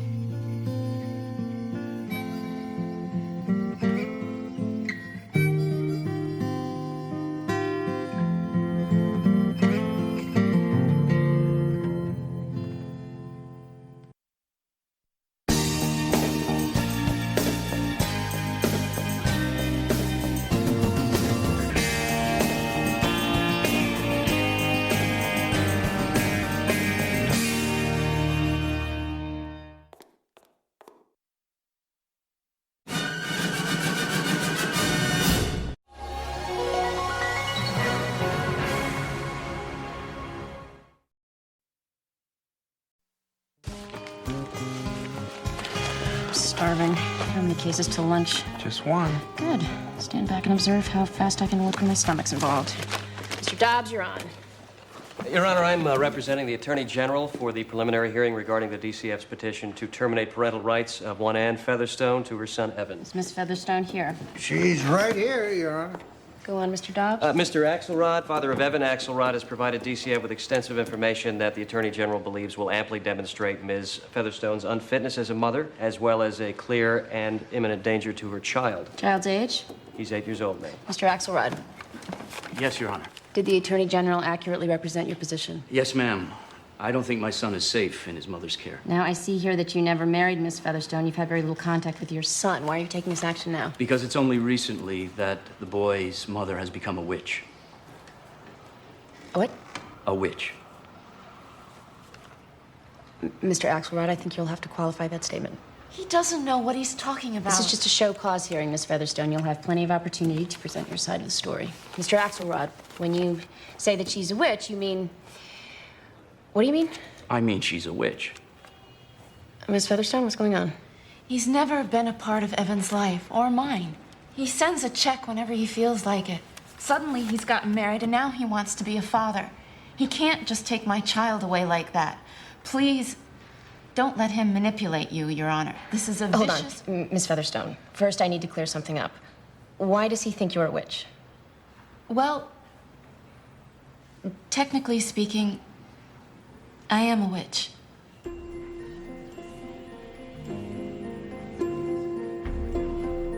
Two kids, boy 16, girl 15. School nurses reported incidents of chronic bruising. Teachers have reported incidents of acting out, inappropriate sexualized behavior. Anyway, the family's name is Compson. They live over by Westbourne. Just a moment. That name is familiar. Well, they're repeat customers. DCF investigated the same family 5 years ago. But they lived in Marlow. That's right. They moved to Westbourne 2 years ago. I worked that case. We went out a couple of times, but nothing was ever established. Well, unfortunately, most of the paperwork's disappeared. Was there evidence of abuse? It was inconclusive. Judge Cranston believed she's just accident-prone defense. What do you think was really going on? I wasn't the lead investigator. I inherited the case. The oldest boy would beat up on the girl. She'd beat up on the neighbor's kid. Something was very wrong in that family. Well, if that's still the case, try not to miss it this time. Get out there for a family clinical assessment. I hope the third kid is having an easier time of it. Third kid? A toddler, little boy. He had that condition with the, pediatric myopia. Wore the Coke bottle glasses. Wrong family. Only 2 kids there. No, I'm pretty sure I'm right. Next saying the information is clear. And you don't always have to be right.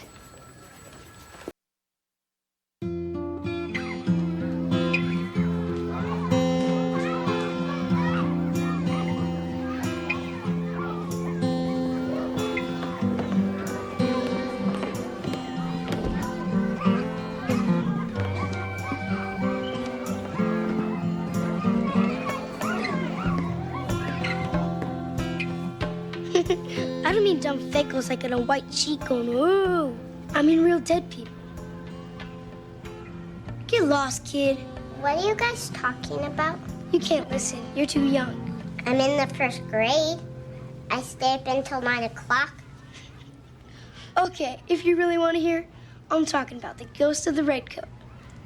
There's no such thing as ghost. Oh, yeah? He was a British soldier in the Revolutionary War until one day he was captured by the Bluecoats and thrown into the dungeon. All they gave him to eat was one tiny little bowl of porridge every day with bugs crawling around in it. Bugs? Hundreds of bugs. After a while, he got so weak he couldn't stop the rats from eating him. First they ate his eyes, then they ate his... It's religion in the world. Thousands of years older than Christianity. It's not a religion. It's a bunch of nutcases who run around in the woods in long rows with deer antlers on their heads. Don't interrupt, Mr. Axelrod. This conference may be off the record. Doesn't mean I'm not in charge. Your Honor, we might practice some elaborate rituals, which to an outsider might seem strange, but you can say the same thing about Catholicism. Catholics don't chant and cast spells. No, they just light candles and pray to saints. What's the difference? I'm warning you about these outbursts, Mr. Axelrod. Your Honor, I mean no offense, but are we gonna get a history lecture on Wiccanism? Yeah, if your office is going to allege that Ms. Featherstone's practice of witchcraft is dangerous to her son, then I have to know what witchcraft is. Now, Ms. Featherstone, continue. Your Honor, the word witch gives everyone the wrong idea. We don't go around putting hexes on people. We're just trying to live in a way that's closer to nature. Your Honor, I move for a summary dismissal of this petition at this time. The Attorney General has not come remotely near the suggestion of any substantive concerns that justify violating my client's civil rights. Mr. Dobbs, so far, I haven't heard anything that represents a danger to the child. I'm getting to that, Your Honor. Last month, Miss Featherstone discontinued administering an antibiotic that the boy's pediatrician had prescribed for an ear infection. Mr. Axelrod took the boy back to the doctor, got him back on the medicine. Medical reports indicate that there could have been permanent hearing loss imminent. We have records stating that the boy's situation was never that serious. Your Honor, may I say something? Go ahead. Your Honor, these people are insane. They chant and offer burnt offerings to weird pagan gods you never heard of. It's crazy, and I don't want my child exposed to it. For 8 years, you never cared what he was exposed to. And you're sick. You need help. You abandoned us. You're using this to steal my child. What you're doing is sick. It's evil. Your Honor, can't you see that? I'm not on trial here, Anne. Okay, calm down. I'm going to set this for trial. But I want to hear evidence, not mudslinging. Parental rights are at stake here, and I want you all to treat this with the seriousness it deserves. I miss your office hours? Ah, there he is. Favorite wretched ink stain. Miserable literary genius. No, I'm not miserable. Miserable is when I was taking your class. I'm always hardest on my best students. Did anybody actually fall for that? So what's a big mystery? Why'd you call me? I've finally had a chance to read your stories. And? You want the truth? No, I don't know. I want to hear that they're brilliant. The truth is they are brilliant. Really? Vincent, I've been betting on you for years. Periodically, an agent will call me to see if I'm onto anything new. So I took a chance and sent your stories. Apparently, the Board of Geniuses at Artists' Literary Talent responded to your work. Artist literary talent? Yeah. Really? One of the agents was a fellow English student here. She remembers you. Her name was Hillary Baker. Hillary Baker? Mm-hmm. No. What? Hillary Baker is the single most evil entity I've encountered in my life. So she became an agent. So what else is new?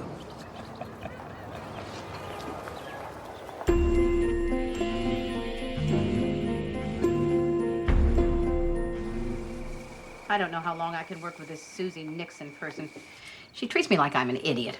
The world is full of annoying people, Mom. Just try not to be one of them. That's what you used to tell me. She never talks to me. She talks at me. Can I be excused now? I'm ready. You haven't eaten anything. I'm not hungry. Kitchen still open? When is it not? My roommate's breaking up with his girlfriend again. I'm kicked out. Those two need to get married. You know, Vincent, I've never even seen this phantom apartment. I don't think it exists. You come by at your own risk. Can I go watch TV now, Mom? No. Stay and visit with us. Hey, guess whose mommy is going to a PTA meeting tomorrow night at your school? Whose? Yours. I'd rather be burnt at the stake than go to one of those. Yes, you have made that abundantly clear my entire life. Those meetings have a diabolical effect. Normal people turn into tyrants. It's just like high school with the cliques and the conspiring. Well, I want to be part of the clique. I want to feel like a normal mom. Besides, we're going to be talking about the Halloween carnival. It should be fun. Well, maybe the PTA has changed since my day. Any of you thought about what you want to be for Halloween? It's coming up. Not really. Vampires are always cool. Long fangs, big cape, lots of fake blood. I don't know.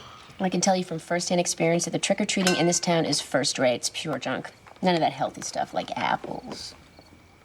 Maybe I shouldn't go trick-or-treating this year. I think I'm growing out of candy. Growing out of candy? What have you done with my daughter? Besides, it rots your teeth. Honey, you love Halloween. It's your favorite time of year. Can I be excused now, Mom? I really want to watch TV.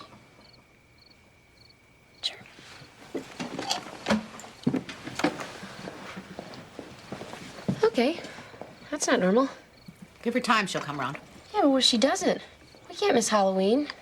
It's like missing Christmas. Don't worry, Amy. I'll go trick-or-treating with you. You know, it's this damn witch trial. I bet she heard something about it at school. That's why she's so scared. Witch trial?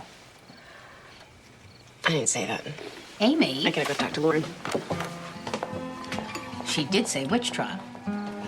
It's been known to happen.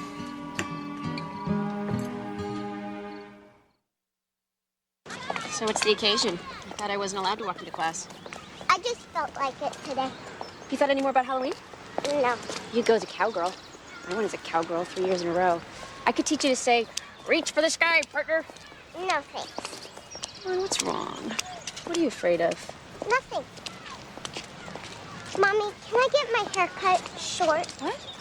I'm tired of long hair. Since when? Honey, I love your long hair. It's beautiful.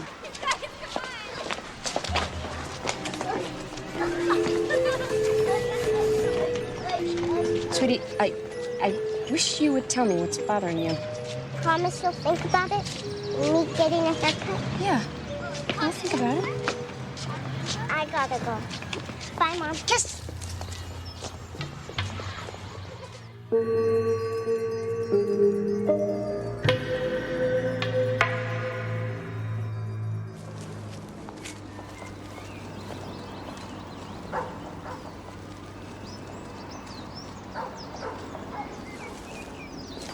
When I think of all our taxes paying your salary, the way we've had to struggle to raise our children properly, well, it hurts to have our home invaded like this.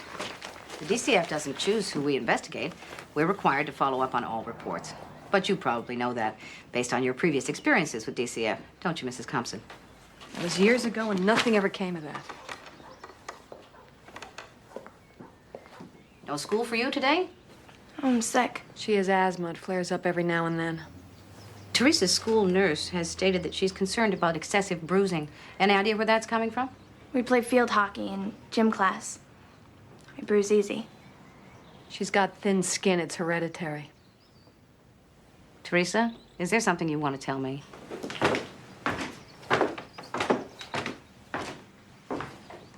What's going on? This is Maxine. She's a social worker. My husband works nights. He usually gets up around this time. I see. Where's your son, Kenneth? In school. And the other boy? We don't have another boy. Well, Mrs. Compson, you probably don't remember this, but I came to see you 5 years ago on assignment. I looked a little different, less gray, a couple pounds lighter. I distinctly recall you had another son. I think his name was Timothy. The neighbors' kids played in our house a lot. Maybe you're thinking of that. Maybe so. Mr. Axelrod has learned that Ms. Featherstone sometimes conducts her Wiccan ceremonies in her home, ceremonies that Evan might have participated in. Is that true? It's true we have ceremonies. What do those ceremonies entail? Different things. Give me a for instance. Well, first we cast a circle to sanctify the space, and then we'll bless it with the elements, calling in the watchtowers of the north, south, east, west. I see. And then we might invoke certain gods or goddesses or other deities. It depends on what you're doing that day. Is Evan ever involved? You might watch, but that's all. I swear. It's completely harmless. Satanic rituals are harmless? Objection! No one mentions Satan. Your Honor, Satan is derived from Christian philosophy. We don't acknowledge Satan on any level. Your Honor, once again, these questions focus on Ms. Featherstone's religious observance and therefore are inadmissible as evidence. Yeah, I agree. Move on, Mr. Dobbs. I'd like to present another witness, Your Honor. Your excuse, Miss Featherstone.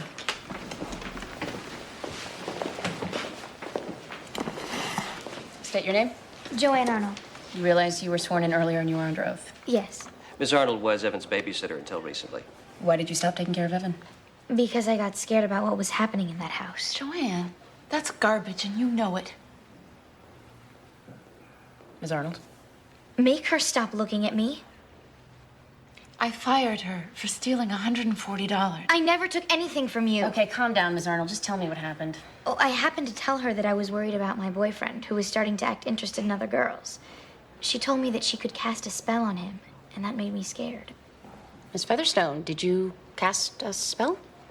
Your Honor, a spell is just our word for prayer. She said that it would make him impotent with other women. See, they hate men, and she's passing that on to my son. Mr. Axelrod. And her name is not Featherstone, it's Murphy. She changed it after she got involved with the witches. This is totally irrelevant. Again, Your Honor, I demand that Miss Featherstone's religious beliefs are protected. You're taking some liberties here, Mr. Carr. It's protected in theory only. Wicca is not an established religion in this state. I'd like to present another witness, Your Honor. No. No. Approach the bench. You're excused.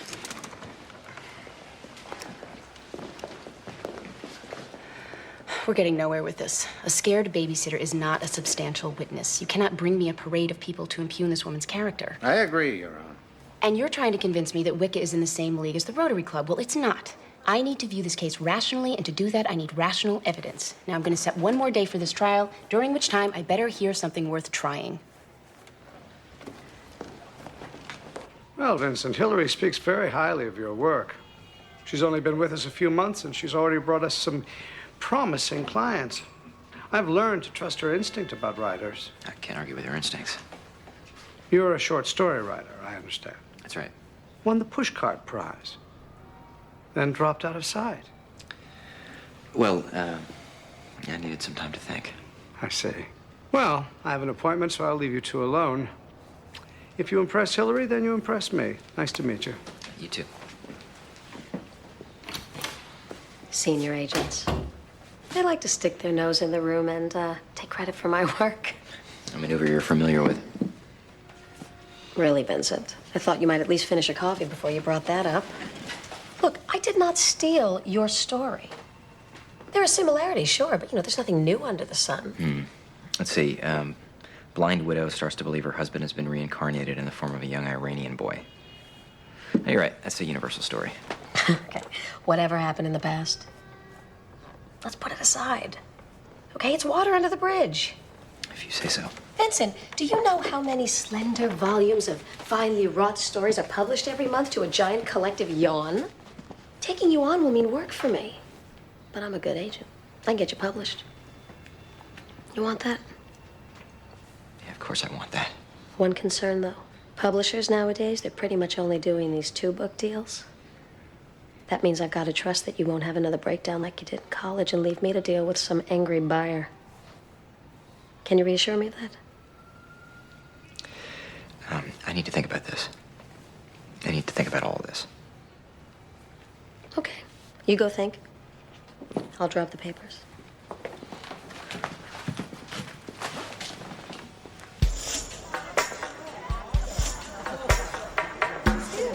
So I told her that my son is the best 6th grade swimmer in the school, and if she hadn't seen it, well, it's her problem.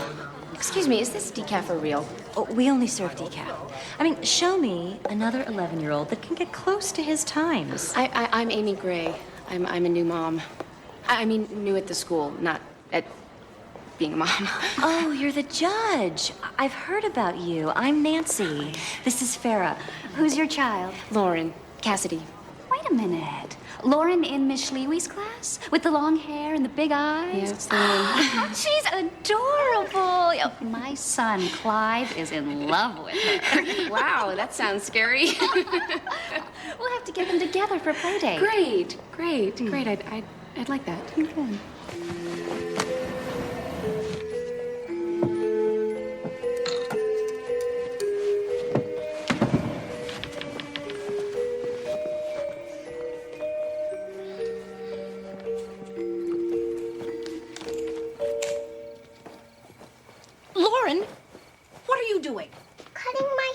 Give me those, please.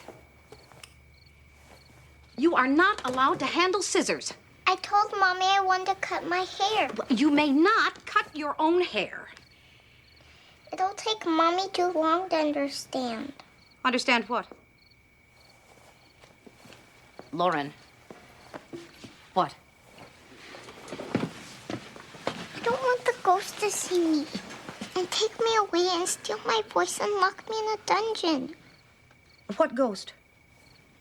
The mad soldier ghost. He locks you in a dungeon away from your family. They say he looks for girls with long hair. Lauren, there's no such thing as ghosts. Yes, there is. Darian says grown-ups can't see them.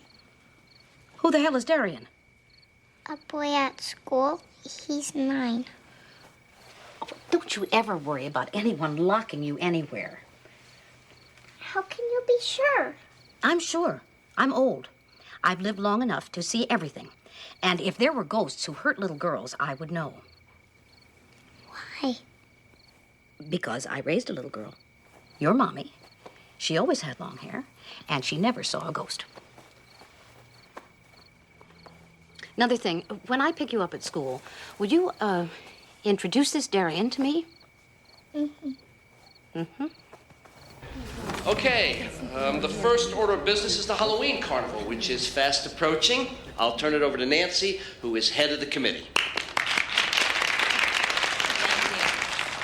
Several parents and I feel that we should issue a directive to our children this year indicating what kind of costumes we feel are appropriate. No violent action figures, no gangsters, nothing sporting a weapon. Also, no ghosts, monsters, vampires, witches, skeletons. Come on, what does that leave? Plenty of things. Disney characters, princesses, sports figures, well, except, of course, for Daryl Strawberry. Just keep in mind that if your children show up at the school party in inappropriate costumes, they will be asked to leave. I guess I'm confused. Why are we doing this? We feel it's not a good idea to encourage violence given the current climate in schools. Well, but that's different. That's not about Halloween. Oh? What is it about? I'm sorry. I realize I'm new here, but this seems like a bit of an overreaction. In my work, I see disturbed children all the time. I can't point to a case where the behavior is linked to Halloween costumes. Look, Miss Gray, committee members have been discussing this for months. Perhaps if you had joined the PTA earlier. Okay. I should have done that. If I could move on to the next agenda item. Please. We feel that this year the haunted house should be canceled, and we should replace it with a fun house. Oh, please. Is no one else concerned about this? You're depriving children of their imaginations. You're taking away the fantasy, the fun. You're censoring them. Miss Gray, do you want to be in this meeting? What? We're all in agreement here. You're holding up the process. Are you kicking me out? We do have a lot to get done tonight. We'd be happy to have you stay if you could cooperate. You mean behave? Miss Gray, we are perfectly aware that there is a witch trial underway right now in local court. I can't talk about that. And if you're trying to argue that our concerns are overblown, this isn't happening in another place, right here in our town. Cult members raising children. Look, if this is going where I think it's going, you don't have to kick me out because I can't be here. It's against judicial ethics. Well, that's your call.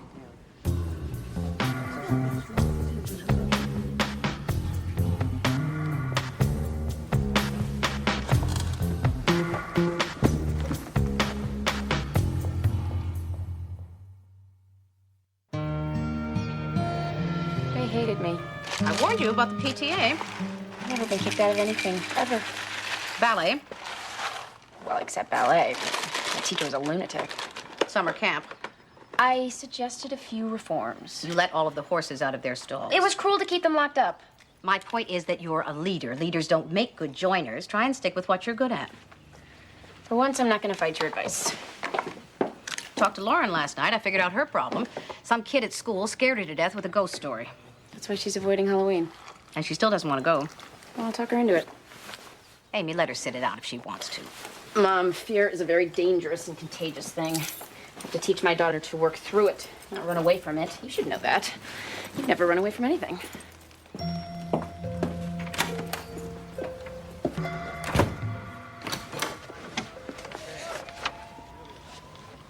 House calls.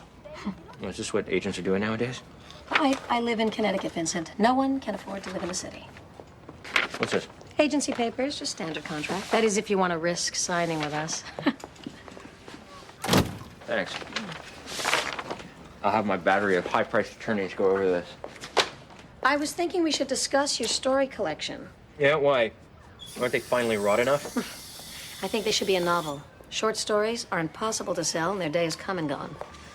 It's not a novel. Well, I think it should be. They're all linked, right? Smooth them up into a novel.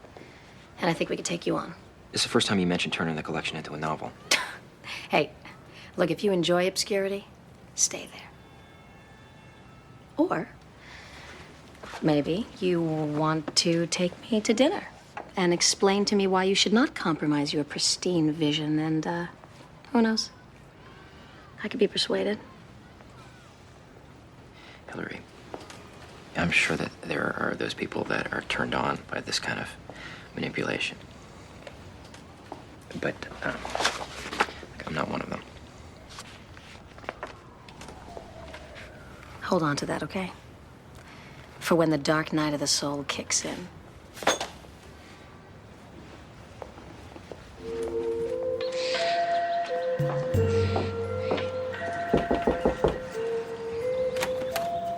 Mrs. Baxter?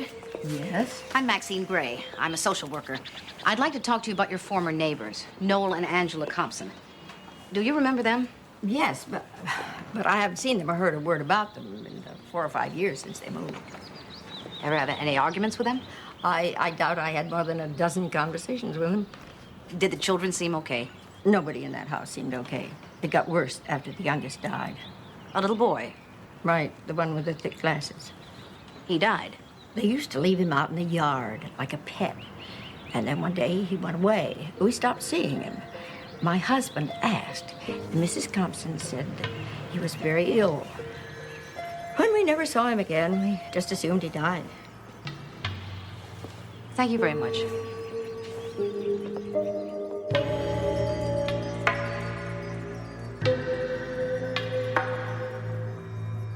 Mr. Dobbs, have you any more witnesses today, or can we start to wrap this up?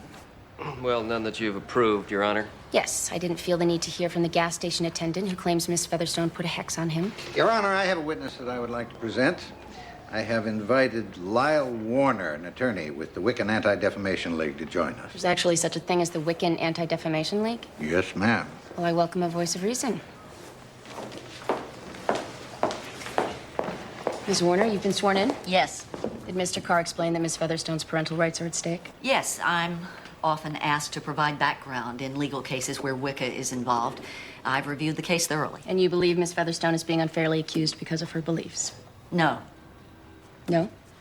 We are very selective about who we defend, and we're not willing to take up her cause. Your Honor, this testimony is not what we prepared. I was only asked to testify. No one told me what to say. Your Honor, the witness has turned hostile. Mr. Carr, let me hear her testimony. Your Honor, Wicca is only just starting to step out of the shadows. We can't afford to put forth a negative public face. Miss Featherstone's behavior does not fit our profile. She isn't our type of person. Are you saying Miss Featherstone is a bad witch? Yes, that's what we're saying.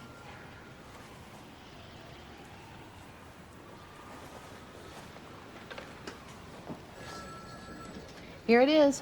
Birth records on the Compson family. Mother, Angela H. Father, Noel P. Children, Kenneth J. and Teresa K. Just 2? That's right. I see. Any death records? Not in the immediate family. Thank you. Is there any reason you would not have a birth record? Oh, sure. The baby's born out of state or at home, for example, not at a regular medical facility. And some people actively avoid creating any records for their kids. Paranoid types, mostly. Okay, that's it. I've given this trial as much serious attention as I intend to. There's no obvious sign of abuse. Court's adjourned today. I can't hear any more evidence. I'll simplify it for you. I'm not going to fight Mitch anymore. I just want to surrender my rights. Well, we really need to discuss this in court. There's no more discussion. I won't come back. I better come inside.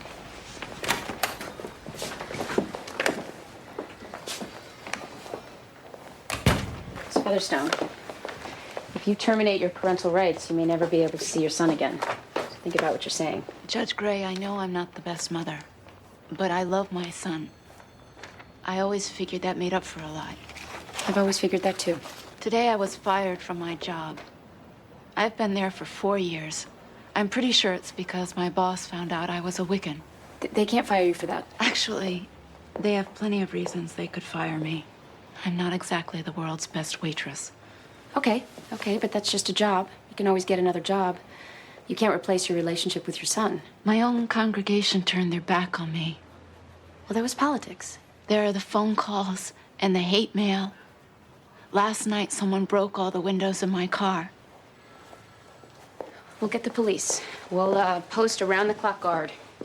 I'll file for an order of special protection. Judge Gray, I know why all this is happening. Because I've never chosen to behave like other people. I didn't marry Evan's father. And I have all these strange beliefs which to me don't seem strange. But I live differently, and that scares people, and that is not going to change. I can't risk it. I have to protect my son. And he is safer if I'm not his mother anymore. Miss Featherstone, I'm gonna forget that you came in here today. I want you to go home. I want you to think about what Evan means to you and what life not being his mother would be like. I'll see you in court tomorrow. Murdered. They killed that child. And I think there's evidence of it somewhere in that house. There's no birth record, so it's easy to cover up. Maybe there's no birth record because there's no child. Ms. Nixon, I remember him. And the former neighbors confirm it. Neighbors are suggestible. There's no reason to doubt these people. Maxine, we barely have enough evidence to investigate abuse. Now you want to start searching for a dead kid. Why don't you call the police if you're so convinced? You know why. Because there's no probable cause. And DCF doesn't need probable cause. This job relies heavily on instincts and perceptions and hunches. I forbid you to go back to that house. I can't walk away from this a second I will time. personally arrange a restraining order if I have to. Ms. Nixon. It's over.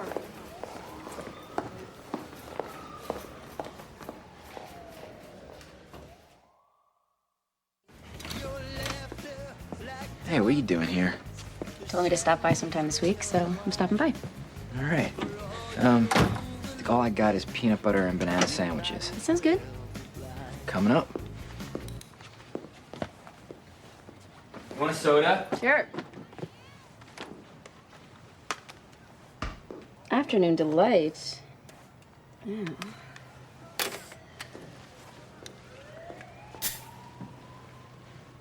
Who's Hillary Baker? Oh, that. She's an old college acquaintance. She works at this New York literary agency now. They want to sign me. Vincent, that's great. It's not so great, actually. I'm not gonna do it. Why not? I knew her in college. She's a bad person. How bad? There are people that you don't like, right? And then there are people that bring down the quality of the human condition. Okay, that's bad. It gets worse. We had this one tequila-related incident. Me and Hillary in college. And you feel like you have to pay for it the rest of your life? I just feel like if I use her to get something that I want, it's like making a deal with the devil. There are bad guys everywhere, Vincent. Who do you think I deal with? Amy, your job is different. There are things more important than success.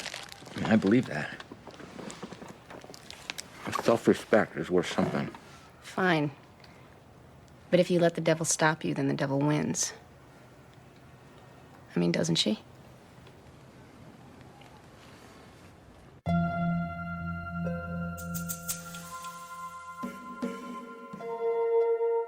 My parents aren't home. That's all right. They don't need to be. You can't just come in here. Actually, I can. Well, stop her, Kenneth. Go call Mom. What are you afraid of? You're just not supposed to be here, okay? Teresa. I told you to go call Mom. What's in here? Do you have a key? No!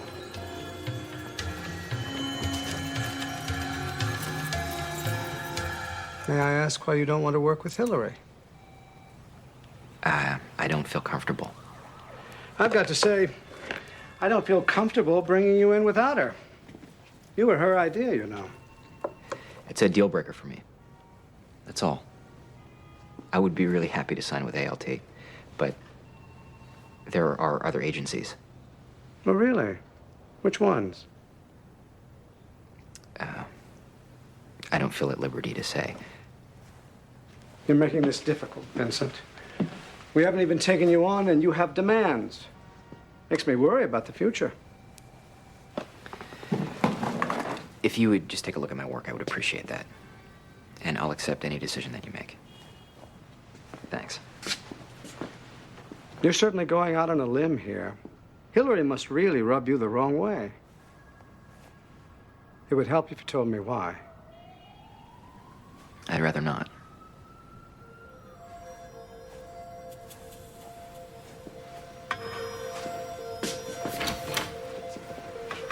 You can't be down here. My father doesn't let anyone down here. Why not? What's your father hiding? Hiding nothing.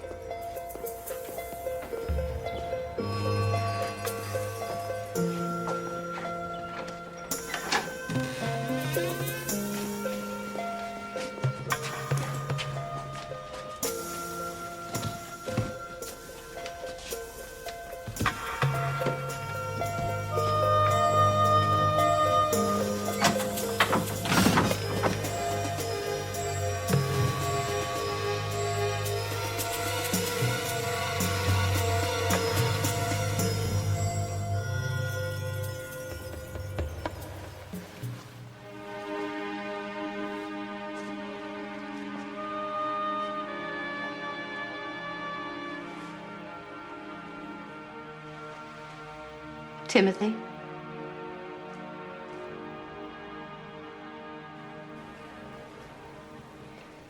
We have to start. Where's your client, Mr. Carr? Ms. Featherstone has informed me that she is no longer contesting Mr. Axelrod's charges. Your Honor, Miss Featherstone's failure to appear is tantamount to abandonment. That's unacceptable. She cannot walk out in the middle of a trial. I'll subpoena her. Ms. Featherstone has disappeared. She wrote me a note saying that she left the state, won't return. Well, Mr. Axelrod, it looks like fate is on your side today. Thank you, Your Honor. Thank you. Mr. Axelrod, under the circumstances, I have no recourse but to grant the DCF's petition and award you full custody of your son, Evan. But I am far from happy about it. Clearly, you are fit parents. But the charges you brought against Ann Featherstone instigated a full-scale witch hunt. She was literally run out of town. There is nothing in this situation for you to be happy about, nor you, Mr. Dobbs. This is a travesty. I am granting custody, but I refuse to terminate parental rights. Ms. Featherstone can come back and contest this decision at any time. The child lost his mother because of hate and hysteria. You can't do better than this. Why even have a judicial system? What's the point?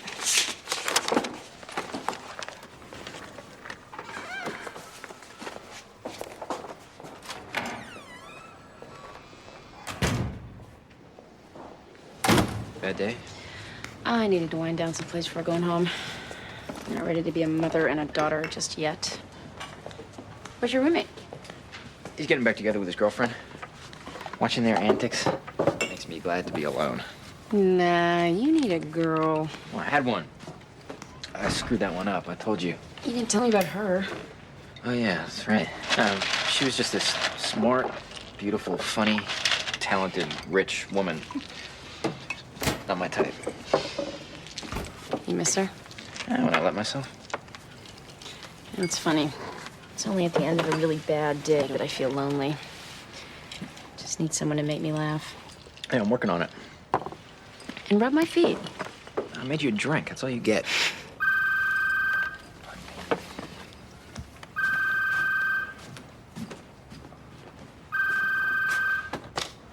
Hello.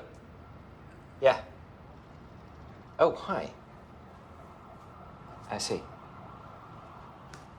Well, thanks. No, it's great. I appreciate that. Yeah, I can do that.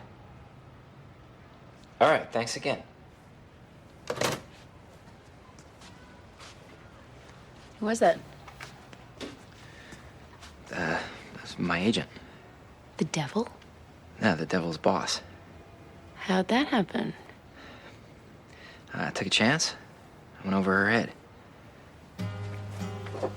Huh.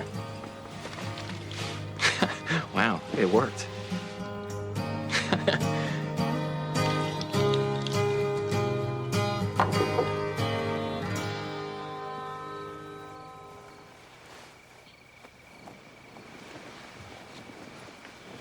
Hi, Mommy. I didn't mean to wake you up. It's okay. You know, I've been thinking about Halloween. I think maybe you should go as an angel. Because angels, you know, scare away ghosts. They do? Absolutely. Can I have wings? Wings, halo, the whole bit.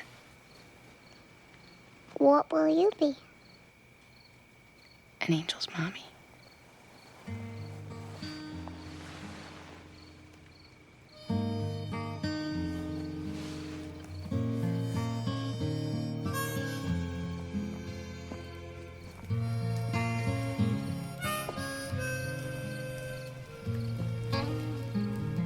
What's up? Can't sleep?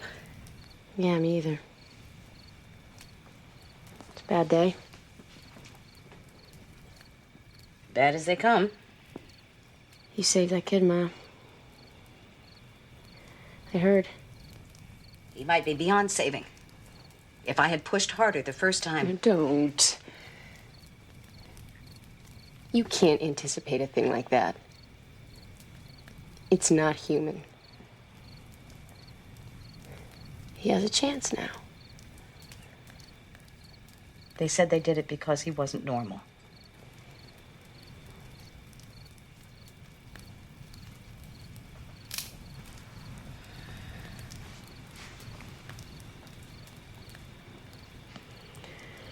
Let's make pancakes. It's 2 a.m. So what? That's a very good point. You mix, I'll flip.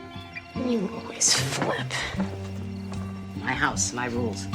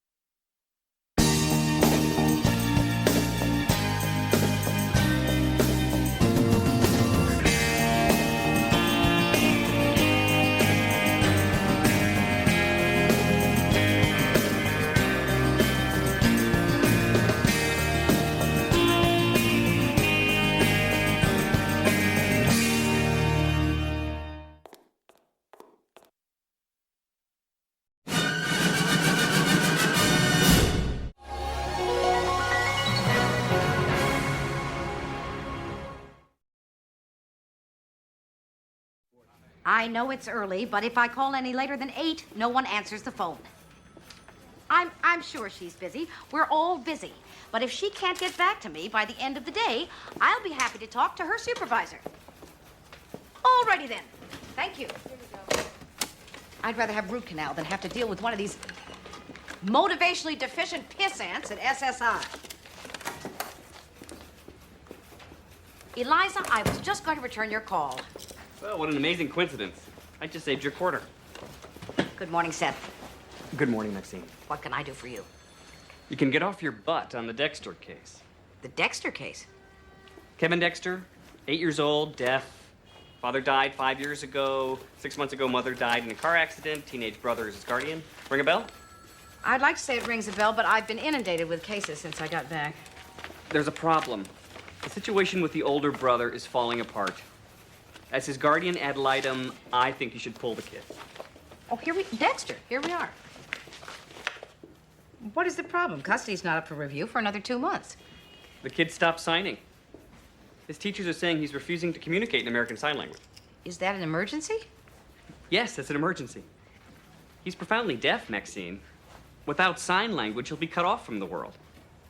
While I take your point, I'm not sure a judge will feel that this little boy is in imminent danger. Fine. You don't have to take my word for it. He's not even going to school anymore. Come see for yourself. I can't just pick up and leave first thing in the morning. I've got a huge caseload. What are you waiting for?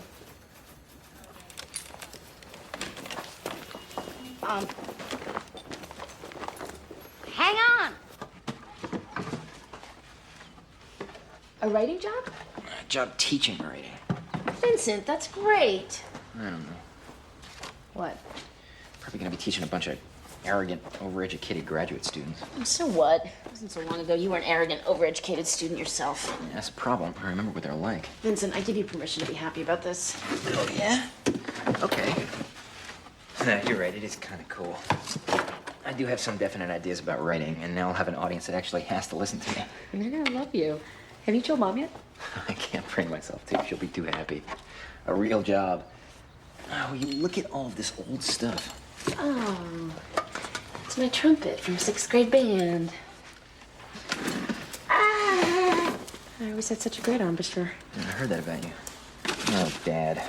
Classic insurance salesman. Saves every receipt and scrap of paper he ever got.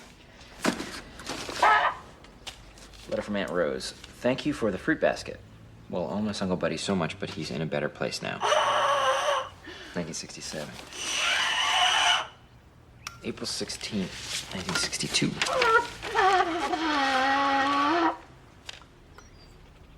What is it? It's a letter of acceptance to Yale Medical School for Dad. A doctor. Why didn't I know that about him? I don't know. You were a kid when he died. How much could you have known? So you knew? Mommy, I don't want peanut butter and jelly. What do you want? Turkey? Well, I'm not surprised. He was a smart guy. I mean, I didn't know he applied to medical school, but... No, I want to buy lunch. It's taco day. Applied. He was accepted. Please. Why would anybody choose insurance over medicine? Take a quarter. Now put this in your pocket and don't lose it. Thanks, Mommy.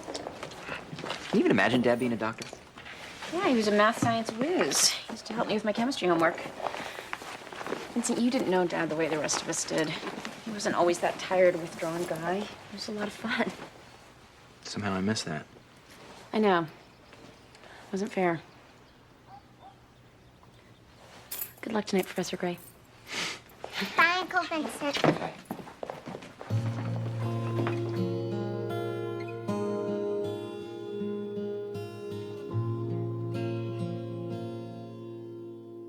Look, I absolutely cannot get here before 8:45. All I'm saying is it would help you out in the long run. Judge Melvoin gets in before 8. Judge Melvoin is 100 years old. I doubt he's making lunch and doing carpool and looking for lost shoes every morning. He might be looking for lost shoes. It's not easy, Bruce. You wait until you have kids. You'll see. You become very intimate with your shortcomings. Shortcomings? I thought you were perfect. Almost.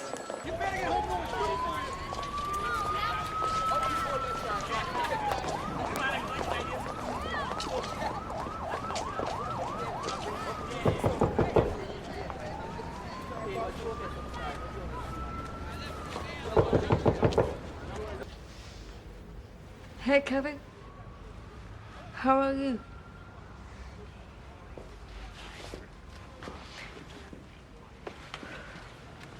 Where's Pa? Kevin, I'm Maxine Gray. I'm your new social worker. We're just here to see how you're doing. Why aren't you at school?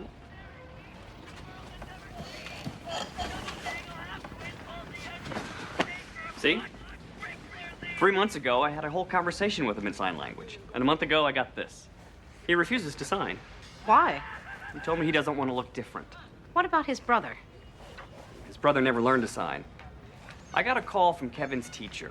He rarely attends school, and when he does, he refuses to participate. I called your predecessor numerous times, and nothing was done about it. What are you doing here? I'm Maxine Gray, DCF. Miss Spears was concerned about Kevin and asked me to visit. We're fine, okay? Fine. We don't need you.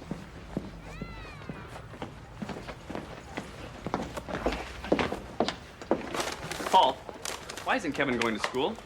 If I miss the alarm, he does too, that's all. How often is he here alone when he doesn't go to school? Landlady checks on him.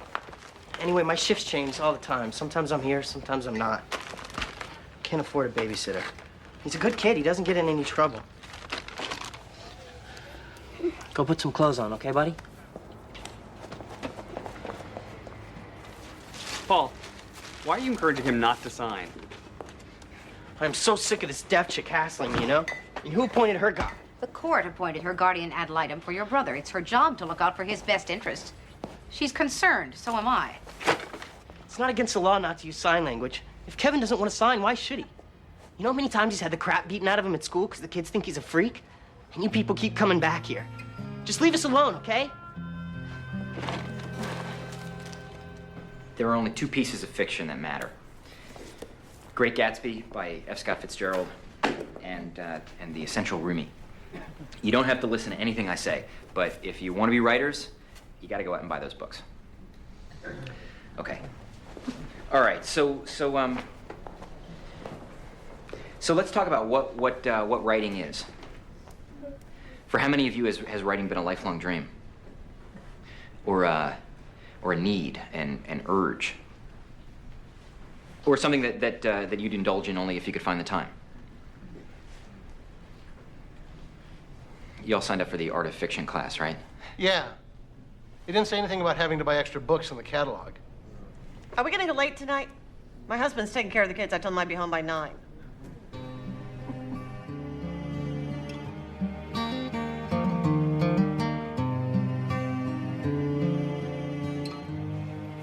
The evidence indicates that baby Eric is 23 months old now. He was abandoned by his mom. Dad's deceased. The baby's grandmother had custody until she suffered a severe heart attack.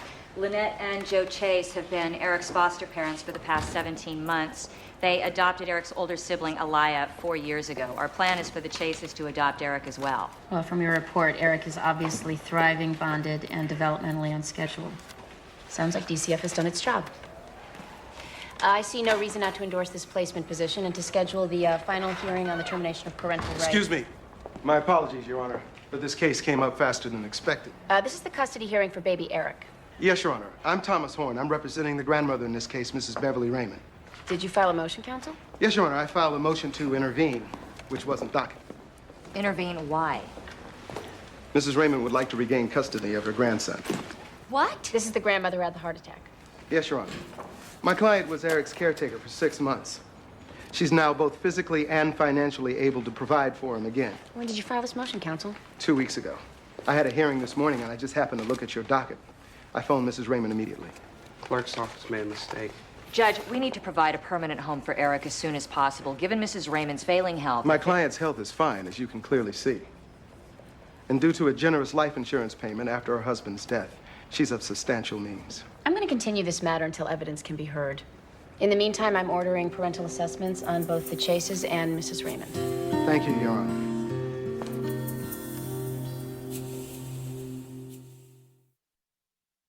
Maybe it's just that they're beginners. They haven't learned to think like writers yet. However, that is... It's an incredibly generous assessment. These people couldn't care less about writing. And I'm exactly the wrong guy to teach them. They're gonna have to find somebody else. Oh, come on. It'll get better. Yeah, this is the problem with having a real job, okay? You have absolutely no control over your life. Already I'm miserable, just like Dad was. He wasn't miserable. He was an insurance salesman. How could he not have been miserable? He left early every morning and came home mad every night. What do you call that? Working. Being a grown-up. He had a family to support. I happen to have a regular job, too. It hasn't ruined my life yet. I am not afraid of working. What I'm afraid of is settling. You're teaching writing. You're a writer. How is that settling? Those who can, do. Those who Oh, can't. Vincent, don't be stupid. This is an opportunity for you to talk about the thing that you love most in the world and get paid doing it. I think you're overthinking the whole thing. Dad could have been a doctor. He could have healed people. He could have saved lives, made a difference. Instead, he was this pathetic Willy Loman type who worked his ass off and died too young. Okay, I don't know what drama you're living in, but it's not the one that I remember. I mean, come on, look at Peter. He loves doing what Dad did, carrying on the family business. Nobody forced him. This is precisely what scares me. Maybe it's a family trait.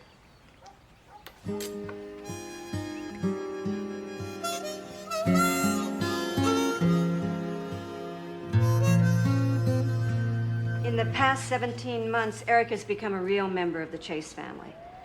He's established a close relationship with his big sister, Alaya. He calls his foster parents Mommy and Daddy. He's seen very little of Mrs. Raymond since her heart attack when he was 6 months old. What is your assessment of his relationship with his grandmother now? He was agitated being separated from his foster parents and appeared stressed during the interaction with her. My sense is that he doesn't have a relationship with her. That's because they won't let me. Mrs. Raymond, there'll be a time for you to speak later on. Dr. Singer, isn't Eric's discomfort with Mrs. Raymond normal for any 2-year-old who hasn't spent much time with his grandmother? Yes, it is. But with more time spent together, wouldn't it be fair to expect that Eric could establish a lasting bond with his biological grandmother? Possibly. And what about the importance of the shared cultural experience between Mrs. Raymond and Eric? I mean, shouldn't that be a consideration? You mean the fact that they're both African American? Yes. And all that would go with that. I believe that what is important for a child is security, consistency, and love. And whoever can best provide that makes the best parent for a child. Shared cultural experience. Here we go. Somebody's always trying to make race an issue. Isn't it? It's not supposed to be. Not in adoption cases, not since 1995. It can't be the determining factor, but you can't ignore it. Right? What? Nothing. As in any other custody case, the decision I make will be based in the best interest of the child. You're the judge. What's that supposed to mean? It means it's none of my business. This experiment in sibling guardianship has been an abysmal failure. It's my recommendation that Kevin Dexter be removed from his brother and placed into a home where he'll be encouraged to sign. To not do so would be to blatantly disregard the best interests of this child. I'm sorry, Judge. Miss Spears and I seem to have a bit of a disagreement on this issue. Really? I feel we may be precipitous in changing custody at this point. Precipitous my ass. Excuse me, Your Honor. But I've been on this case since you appointed me 6 months ago. Miss Gray, however, didn't meet Kevin until yesterday. Maxine, I'm disappointed in DCF. I see numerous phone calls here from Kevin's teachers, counselor, doctor, regarding his care. No one appears to have followed up. I'd like to follow up now, Your Honor. I need more time. No more time. I'm sure I seem like some kind of rabid deaf activist, but I'm not. I just know what it is to be isolated. These boys lost both their parents. What additional kind of trauma do we create by separating them?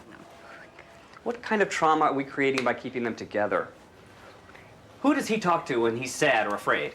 His own brother won't even bother to learn his language. I agree that's a problem, but does it constitute an emergency? Okay, that's Yes. enough. Looking at Kevin's file cumulatively, there's a disturbing pattern here. Missing school, doctor's appointments, a filthy living environment, lack of proper supervision. It all adds up to failure to protect. Let's get the child into a safe home for the time being. I'll schedule another hearing on it tomorrow. Thank you.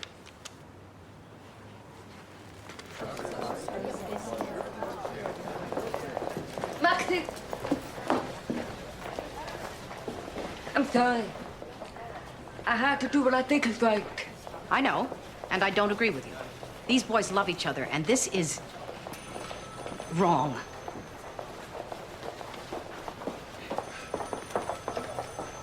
An elderly woman, 64 years old, hypertensive, diabetic, had a major heart attack. Given these facts, would you say that a recurrence is likely? If Beverly continues to reverse her risk factors, I would hesitate to put her in a high-risk category. Even so, best case scenario. What's Mrs. Raymond's projected life expectancy? It's less than 10 years, correct? Just start digging the hole right now, why don't you? Your Honor, may I say something? I may not be any spring chicken, but not one of us knows how long we have to be on this earth. Mr. Newman there might step off the curb tomorrow and get hit by a bus. I get your drift, Mrs. Raymond. Dr. Bittman, anything else? Only that I see no reason why Beverly Raymond couldn't see 75, 80, or beyond. She's a tenacious woman with a lot of grit and a good sense of humor. Well, that's self-evident. Thank you.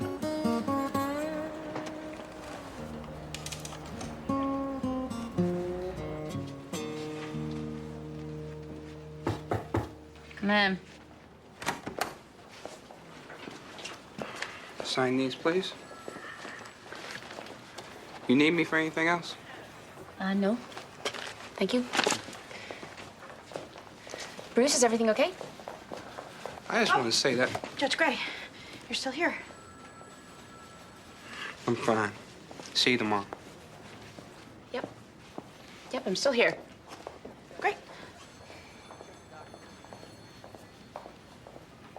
Is there something you wanted? I wanted to thank you again for marrying me and Oscar.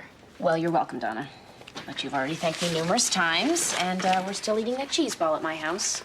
Oh, good. I have the recipe if you want it. It makes a wonderful Christmas gift. I bet. Well, I'm gonna head out.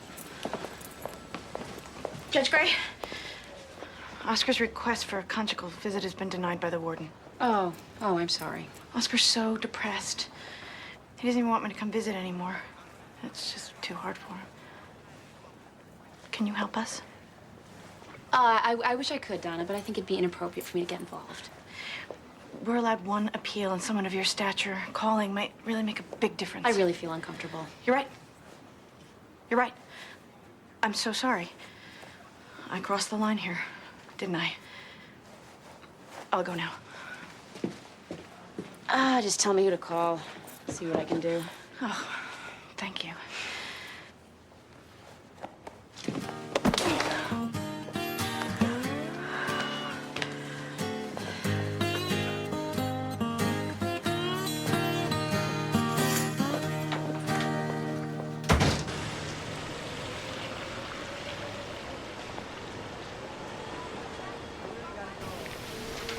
I thought you left. My battery died. I'm waiting for a cab. You need to jump? No, it happened this morning. My car's in the shop. You want to live someplace? No, thank you. I'll be all right. Bruce, it's freezing out there. Let's get in the car.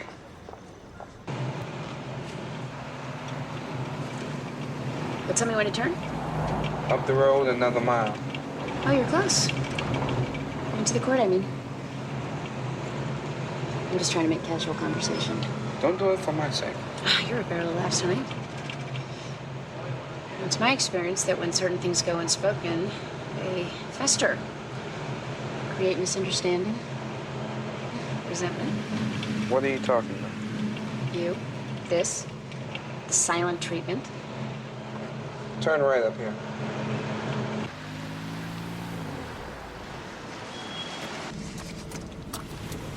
Bruce, if this is about the adoption case... Judge Gray, you're my boss. That's our relationship. Thanks for the ride.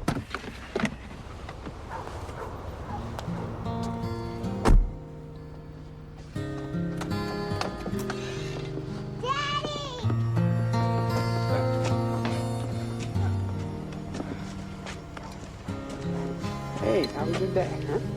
It was good? You cooking? You got something to eat?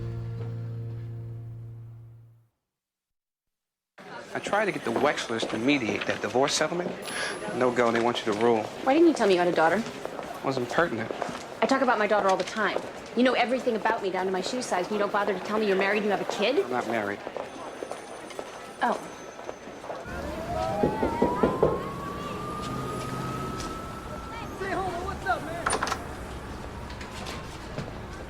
He's not here. They already came and got him.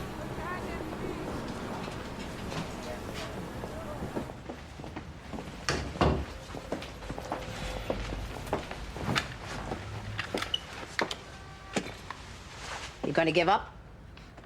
You guys have been trying to get Kevin since my mom died. You've won. That's right, we did. Because you didn't even put up a fight. Eliza Spears and DCF have been after you to clean this place up and get your act together for 6 months. Must not have mattered very much to you. What do you know? I know that when your mother and Kevin were in the automobile accident, and only he survived, you never left his hospital room. You slept in a chair next to his bed for 2 weeks. He's afraid of the dark. Doesn't sound to me like someone who doesn't care. Your teacher told me that you dropped out of high school to get a full-time job to support your brother. I had it all figured out. Everything was gonna be just the same as it was before my mom died. Some kind of hero then. What happened? I don't know. It's too much. A big part of DCF's job, believe it or not, was to try to help to keep families together. You were 16 years old, and your mother died. And all anybody worried about, including you, was Kevin. But you were hurting too. There just wasn't time to feel it. We let you down, Paul. All of us. You were acting so grown up. We forgot you were just a kid, too.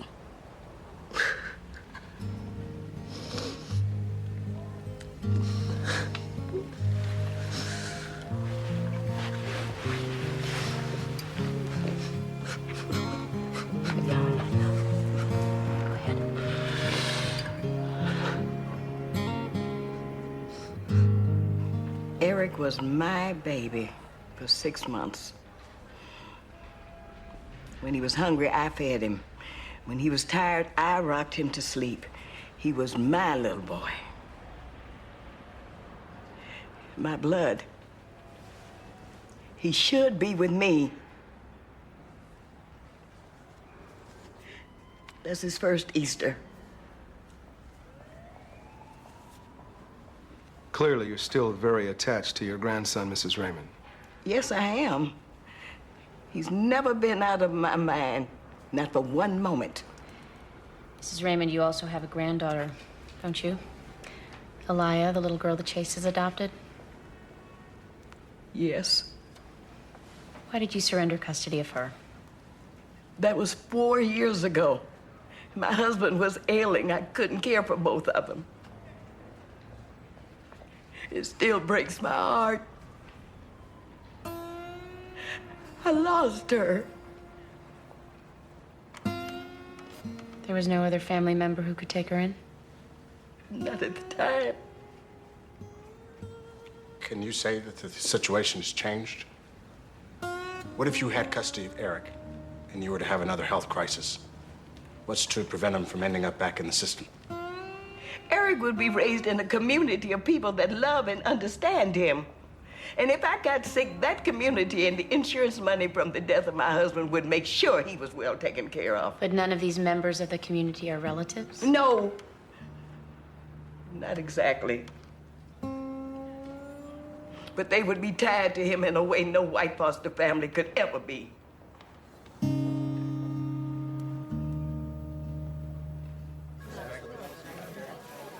You ever wonder if Dad would have been happier doing something else? Nope. I don't think his generation thought that way. He started doing it, he was good at it, stuck with it. Norma! I remember coming here sometimes with him at night when he had extra work to do. He'd let me sit at his secretary's desk playing with a typewriter. And everything seemed so big and impressive. It is impressive. Built his own company. That's not easy. I just never understood what he was doing. I still don't. He was selling insurance. Yeah, Peter, I get that. I just didn't understand why. He never seemed to like it very much. People's houses burned down, Dad'd be there with a big check in his hand the next day. He got to be the hero. Sure, he liked it. That's what convinced me to sign up. See, Vincent, people think of insurance as this dry, boring thing, but they're wrong. They don't realize what a people industry it is. I solve people's problems every day. Give them hope where yesterday there was none. I go home every night and feel good about what I do. And I'm sure Dad felt the same way. You know, Dad was accepted at Yale Medical School. What? I found this letter the other day.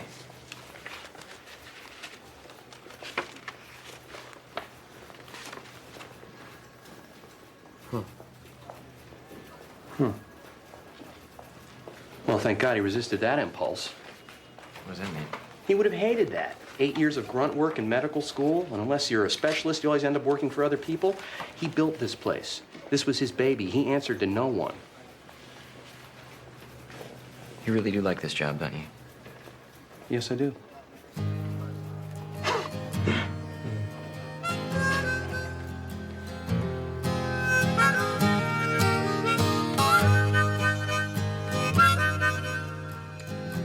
I fell in love with Eric the moment I saw him. He looked so much like my Elia, same big brown eyes and same fat little toes.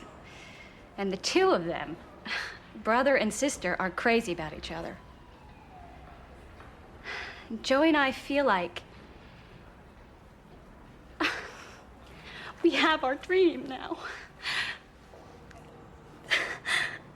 You know, a family. And the thought of losing it.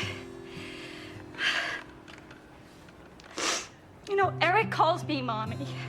And he doesn't care what color my skin is. He just knows that I'm the one there in the middle of the night when he wakes up crying. Or picks him up when he falls down. Or puts a Band-Aid on his skinned knee. He's been my baby for 17 months. And to take him away from us and his sister is beyond cruel. But there are significant cultural differences. And I am aware of them. Which is why we bring our kids to a black church and why Aliyah goes to an ethnically diverse school and have many people of color in her life. I am aware of my limitations as a white mother, Mr. Horn. But they should have no bearing on my ability to give my children unconditional love, a stable home, a father, and a future. Warden Maloney, thanks for taking my call. Yes, I'm calling regarding one of your prisoners, Oscar Ray Pant Jr. Yes, that's right. That's right, we met at the wedding. Right. Well, I'm calling because Oscar's wife has informed me that his petition for a conjugal visit... An extended family visit. Excuse me, an extended family visit has been denied. I'm wondering if there's anything I can do to help their case. Yes, I'm aware of his background. Hacking one's mother to death is a very serious offense. No, he didn't do it. He loved his mother very much. But from what I understand, Mr. Pant has made a serious effort to turn his life around. He has his GED, he sings with the prison gospel choir. He writes beautiful poetry. He writes poetry. He married a wonderful woman. Shouldn't that kind of effort be rewarded?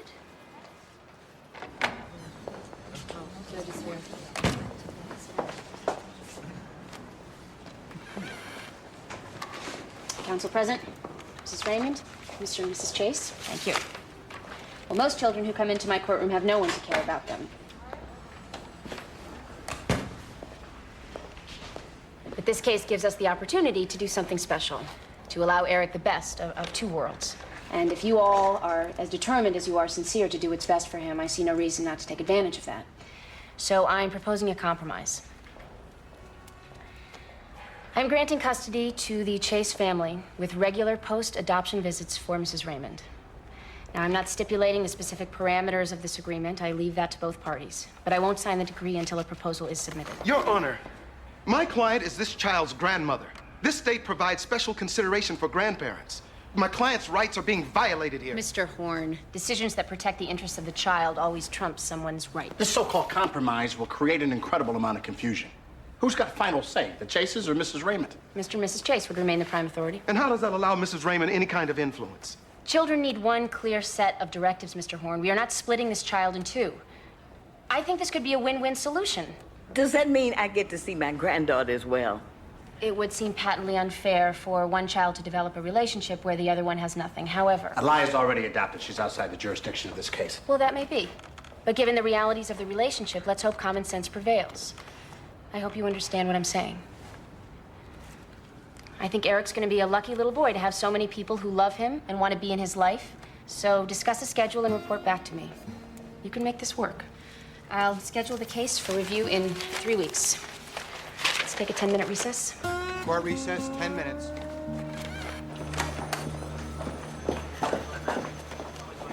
Okay, so now you want to tell me what your problem is? I don't have a problem. Bull.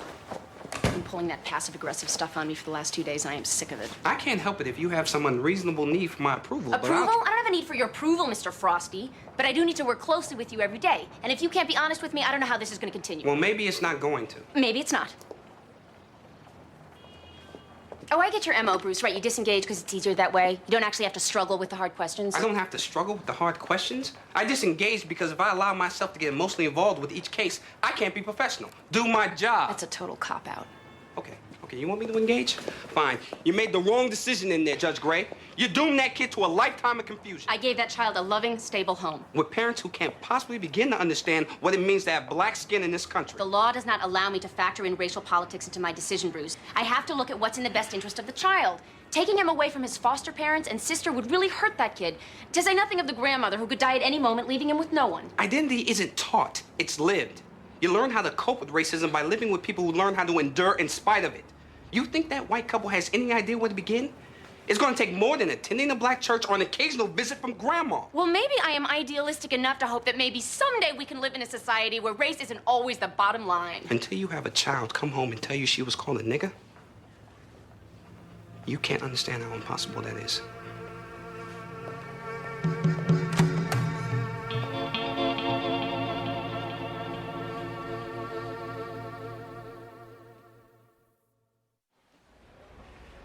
My little brother is all I have left in my family, Judge. I know I screwed up taking care of him, but I'm gonna do better now, I swear. Please don't take him away from me. Thanks. Your Honor, may I speak? Go ahead. As an employee of DCF, I'm embarrassed to say the department could have done considerably more for these boys. There were services never provided to Paul, and he was overwhelmed.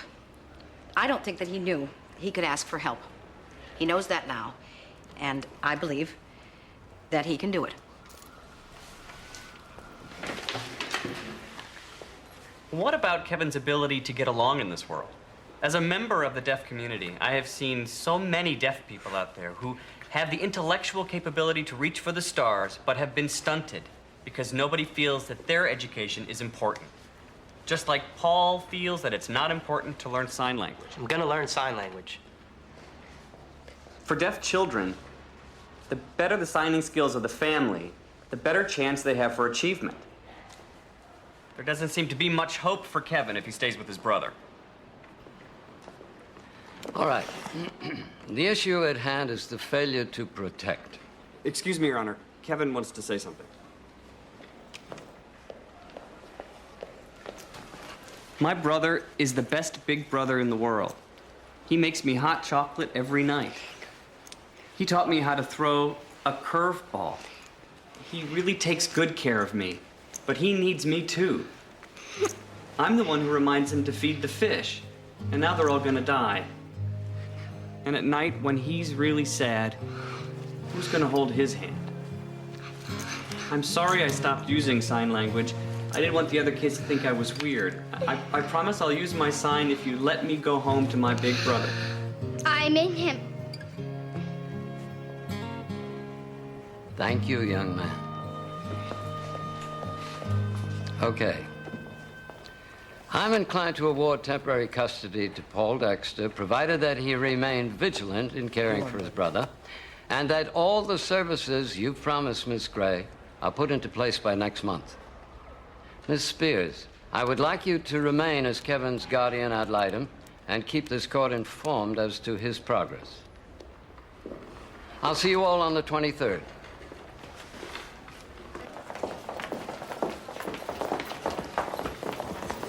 Do you want to talk about it? No, Are you angry? I'm doing my job, Maxine. Eliza, you got what you wanted. Kevin's signing again, and Paul's agreed to learn. That will be enough. What are you talking about?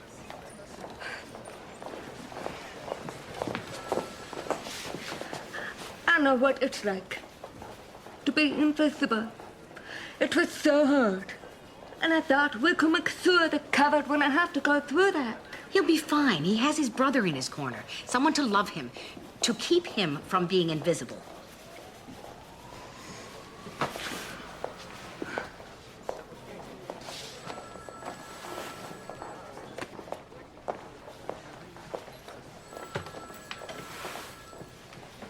When I first met you, you were about his age.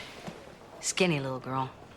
You were with that foster family out in Farmington. I hated them. I know. That's why I pulled you out of there. Yes, you did. You were a smartass, but I knew you'd be okay. You were tough. Funny and tough. I see in Kevin the same thing I saw in you. pain with the ass.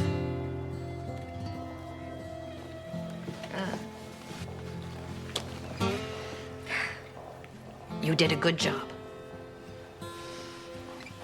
You too.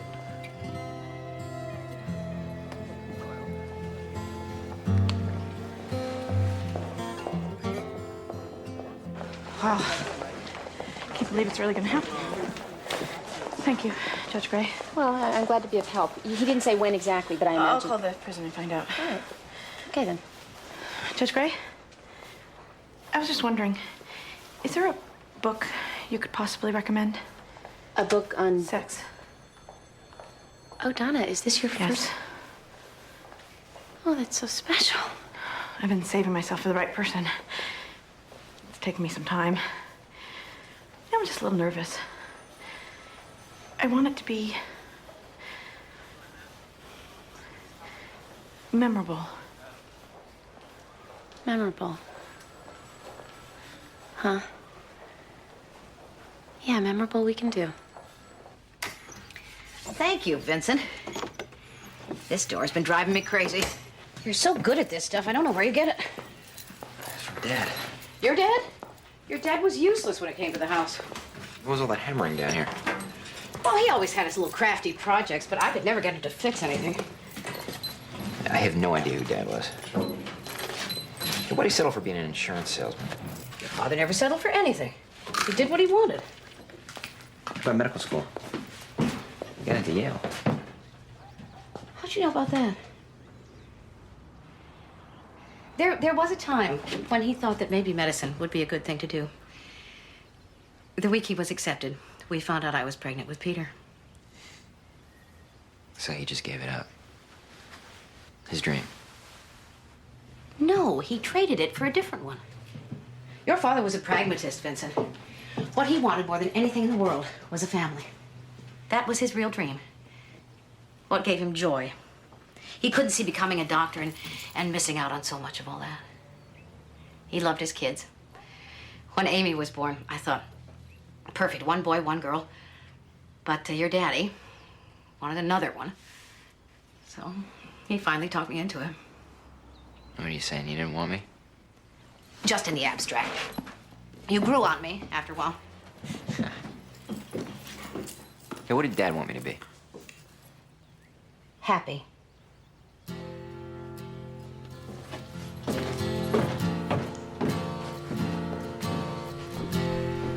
Here's the only question that matters.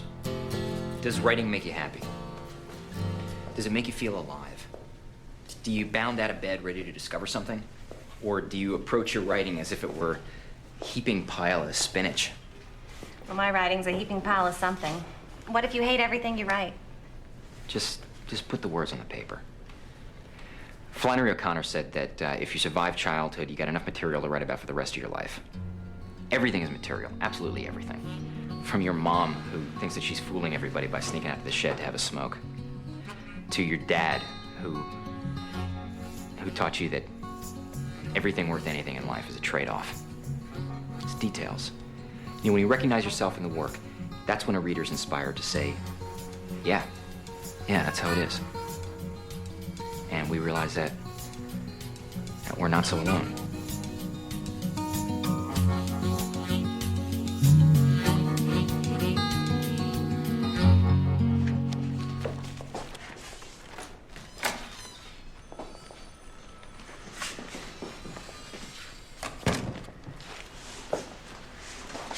Okay, let's talk. I don't like this tension. I like to think that I can get along with anyone.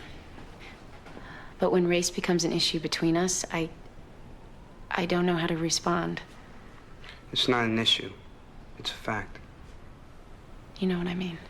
Yeah. You mean you want to be more comfortable? Well, there's a reason they call it racial tension. We're always going to have a different point of view. I've worked in 2 male-dominated professions. You think I don't know what discrimination is? Look, I don't want to get into a victim contest with you. All I'm saying is that I don't think we're all that different. Would you have talked to a male judge the way you talked to me this afternoon? Yes, I would. Maybe not. Thank you. But don't think that makes our experience the same. It doesn't. Well, you say potato, I say potato. You say what?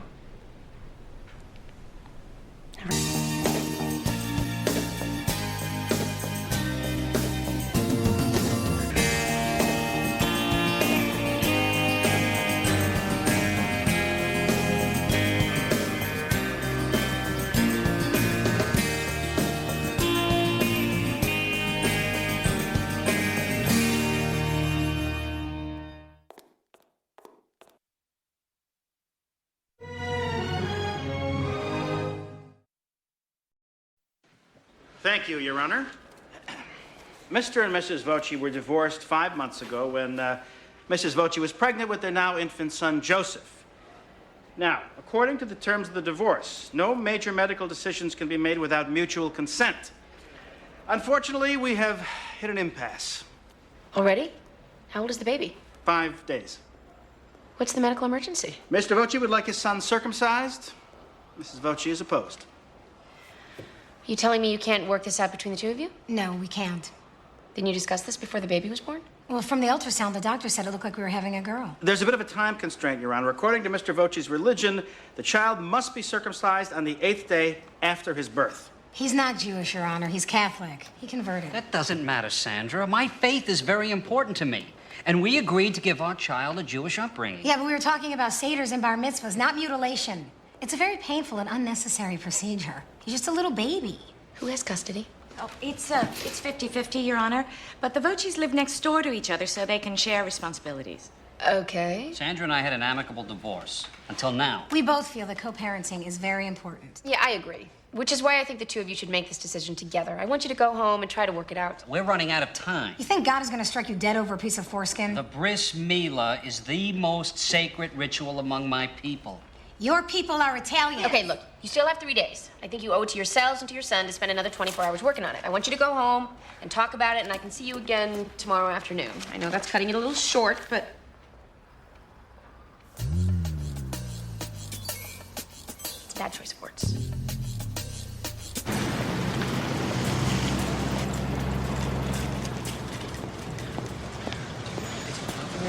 I think down the street. Down the street? Yeah. Because, I'm new in town. No, relax. Get off! Get off! I'm not just... Hey, what's going on? Hey, get your hands off.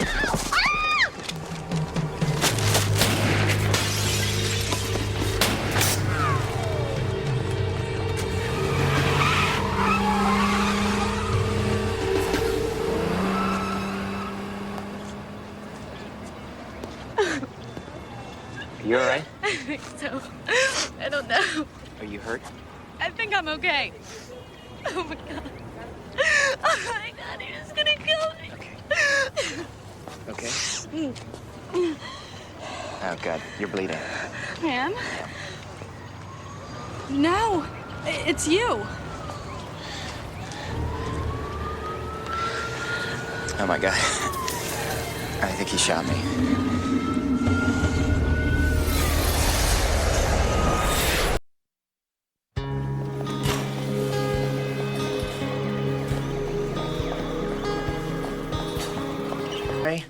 A fraction of an inch and we wouldn't be having this conversation.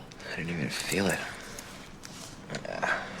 I feel it now. Yeah, a rush of adrenaline, a release of endorphins, and you don't even notice the pain. Vincent, thank God you're all right. Are you all right? I'm fine. How did you find out? I have friends at the police station. They called me. I wish they hadn't done that. Is he really okay? He's a lucky man. Bullet grazed the inside of his chest wall. Are you admitting him? No, ma'am, he's not seriously injured. Well, what about internal bleeding? Mom. No major organs were involved. A fraction of an inch and the bullet could have punctured a lung or put a hole in his heart. As it is, he'll be fine. What happened? I was at the grocery store in the parking lot. This woman was being attacked. I tried to stop it. How the hell could a thing like that happen? In the middle of the day at a grocery store. Mom. The crime in this city is out of control. Didn't I just pay taxes so that they could put more police on the street? Mom, calm down. Did you talk to the police? Yeah. My God, this place is going to hell in a handbasket. Can I get a tranquilizer of some sort?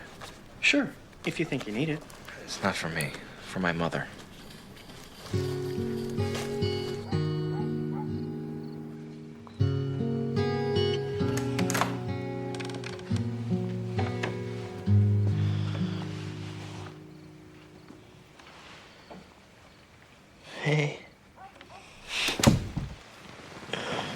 you doing here? I just wanted to come and thank you. You didn't need to do that. You saved my life. Are you okay? Yes, I'm fine. Except I can't get it to stop. What?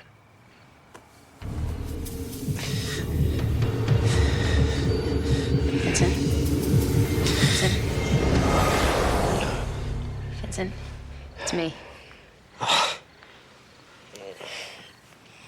I was dreaming. Yeah. So I gathered. I brought you some tea. You think you can drink it? Yeah. Mom called the courtroom. She left a message with my CSO. Vincent shot. Everything's fine. No need to come home. Oh, I wish she hadn't called. I'm fine. She, on the other hand, has a basket case. Well, can you blame her? The only way I could get her to calm down was by promising to spend the night. I'm sure that was a mistake. No, it's good. You have to let us take care of you. But first I have to get mad at you. What? Vincent, you don't walk into a situation like that. If you see there's trouble, you get help. You call the police. Never been. I'm not going to get a gun. Peter, guns are not the answer, believe me. Which market was it? Corner of Center and Weaver. Oh my God, I shop there all the time. Vincent, do you happen to remember the name of the officer you spoke to? No. Was it plain clothes or uniform? Mom, whatever you're thinking, stop. I have connections. It can't hurt to grease the wheels a little. Good idea. Mom, I mean it. Your brother needs to rest. Think about that gun thing.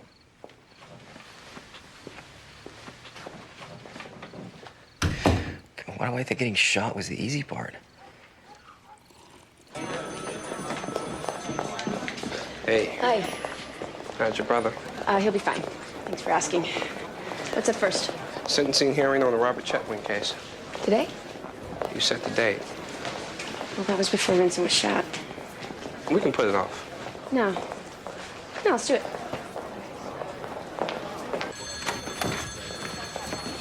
I'm late, I know. I had a personal emergency to deal with. Is everything okay? Fine, except I'm sure the colonel is going to have some words for me. You're in luck. Susie's out sick. Thank God. I mean that in the nicest possible way. I should have figured you two weren't going to be best friends. Yes, when you talked me into coming back here, you neglected to tell me that I'd be working with the female equivalent of Genghis Khan. Oh, come on. You love being back here. Yeah. I didn't need those extra years tacked onto my life. Aaron and Mimi Cole.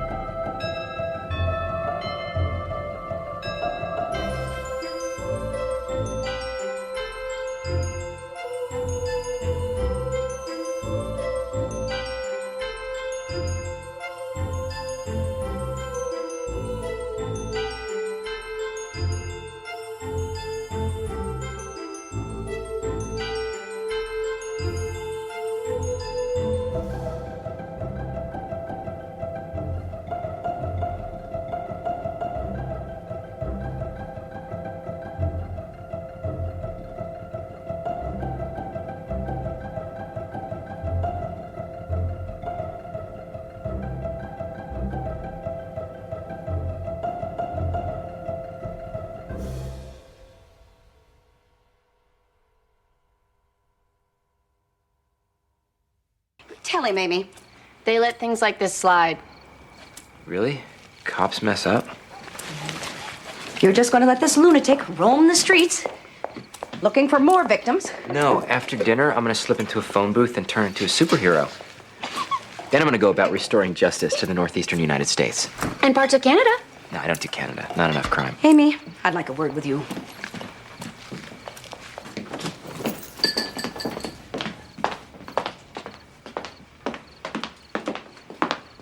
What the hell are you doing? This is not something to joke about. People have different ways of dealing with things. I'm taking my lead from Vincent. If he wants to joke about it, I'm going to joke about it. He's in denial. It's part of the process. Let him stay there as long as he needs to. You're a judge, and you're teaching your daughter that violence is not something to be taken seriously. What do you want me to do, Ma? Take her aside and say, guess what, sweetie? This could all be over in the blink of an eye? Honest to God, there are times when I feel I don't know you. You just figuring that out?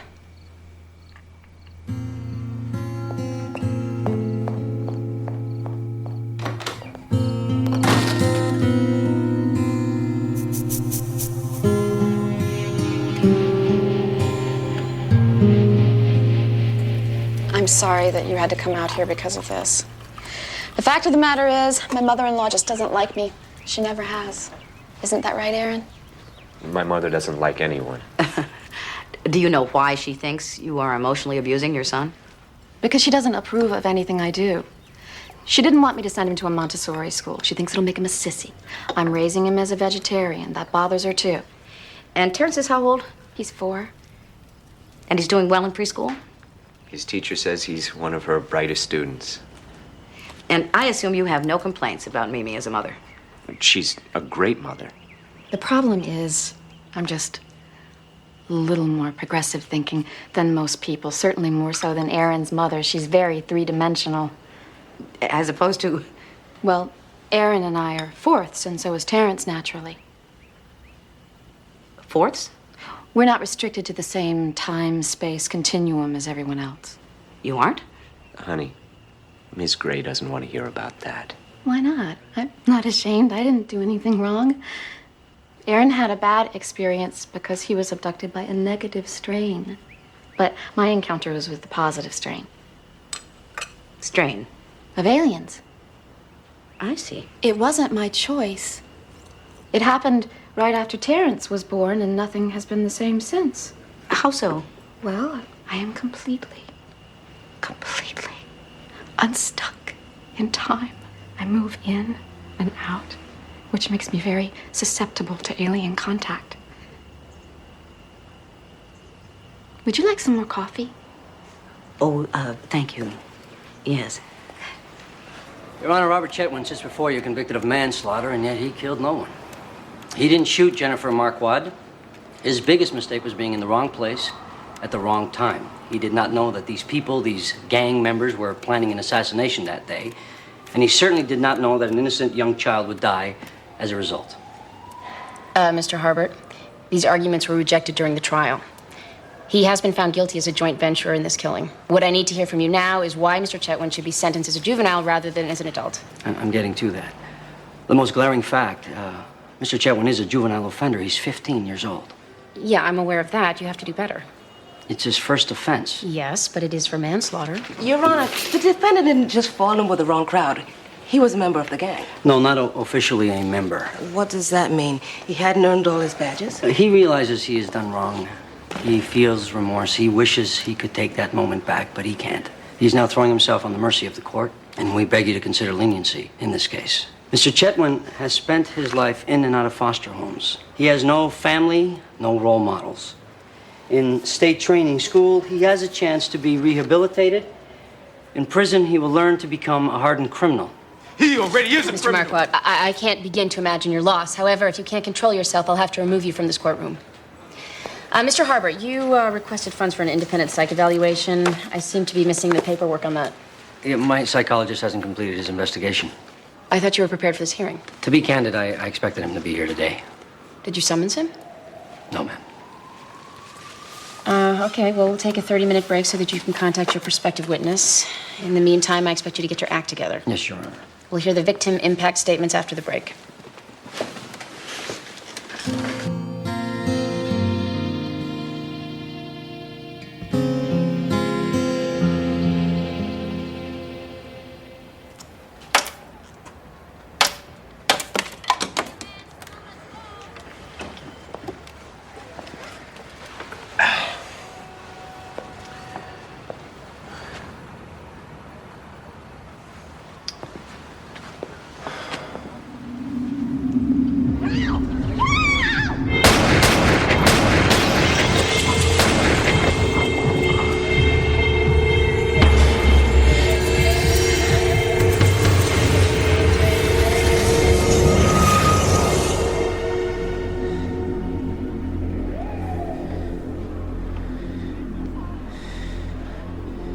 I should have ordered more of these.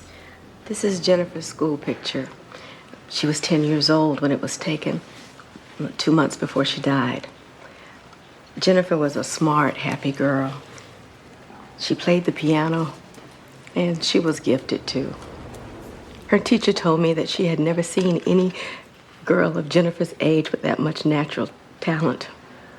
She was learning to play the violin. Her father and I had hopes that she would have a career as a musician. She wanted that too. She used to say, "Mommy, I just want to play music forever because it makes people happy." I almost told her not to go outside that day. I wanted her to help me cook dinner, but I thought, she's young, let her play. So I let her go.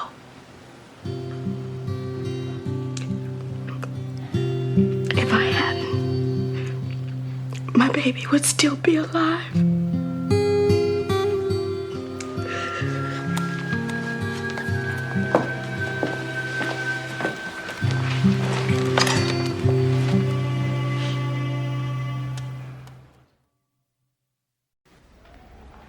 I take it the two of you could not reach a decision. No, we couldn't, Your Honor. We talked about it. We prayed about it. He prayed about it. Obviously, Your Honor, these two people simply cannot get past this, and given Mr. Voce's strong religious beliefs... In all fairness, he's only had these strong beliefs for less than a year. I don't see what that has to do with anything. Your Honor, the clock is ticking. Mr. and Mrs. Voce, this is not the kind of decision you want a judge to make. It's very personal. It's up to the two of you as his parents to decide your son's medical care and the beliefs with which he is raised. I'm tempted to send you home again, but I understand the time pressure involved. Since, according to the terms of your divorce, you did agree to raise your child in the Jewish faith, I have to find for the respondent. No! You're mutilating my son. Mrs. Voce, it's a standard medical procedure. It's done all the time. But I can't stand to see him go through that kind of trauma. I understand the procedure is short and relatively painless. Painless for you, maybe. It's barbaric. It's brutal. It's child abuse. Mrs. Voce, I deal with people all the time whose children have been abused. Broken limbs, dislocated shoulders, cigarette burns. I deal with people whose children have been killed by stray bullets. I strongly advise you to put things into perspective here. Go home. Court is adjourned.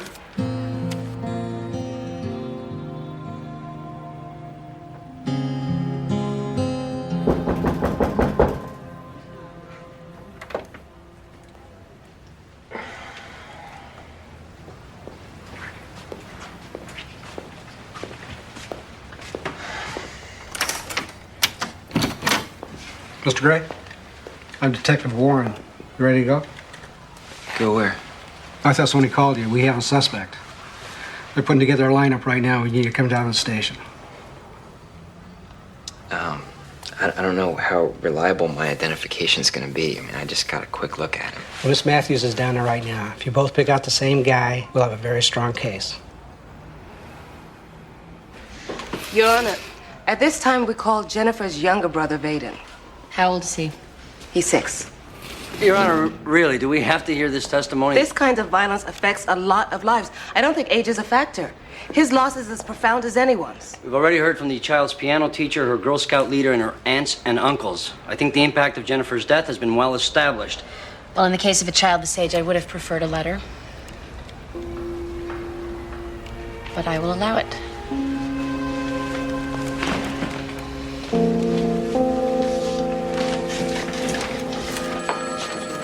I hope you brought your sense of humor to work today. No, I couldn't do this job without it.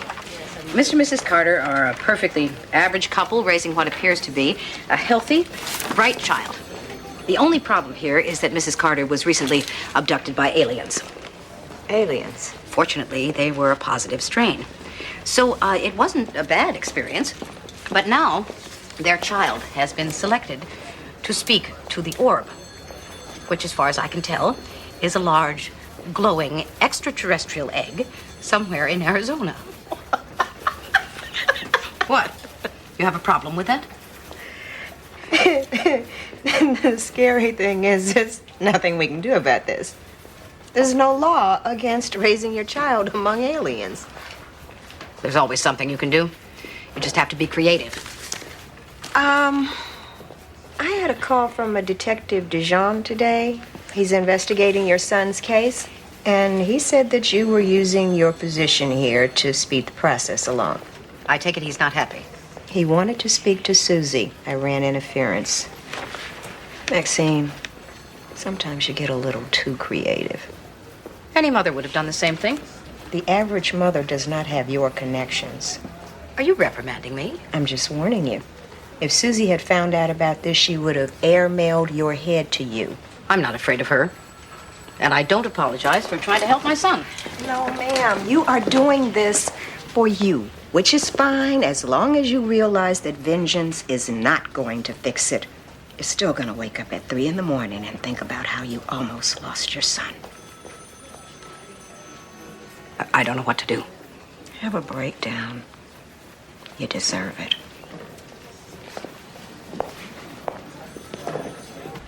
Jennifer was my big sister. She used to play with me. She took care of me sometimes, too. When my mom was late, she put me to bed. She helped me with my homework. I don't know who's gonna do that now. I miss my sister.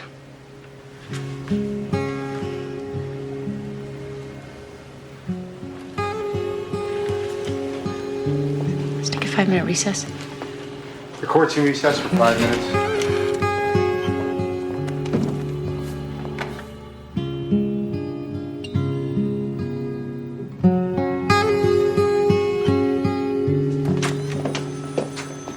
I'm sick of it, Bruce.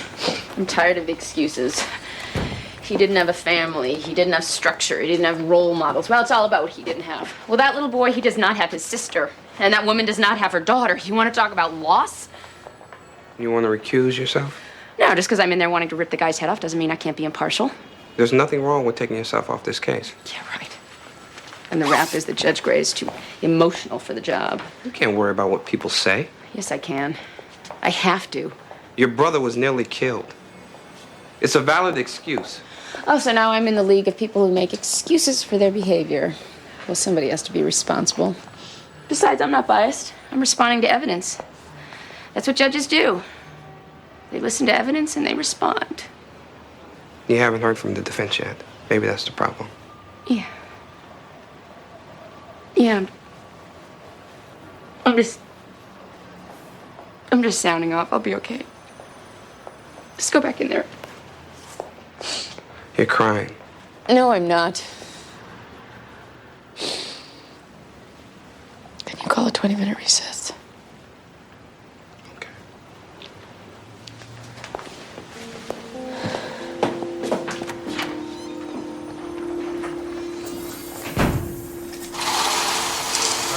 Said he was going to take care of that.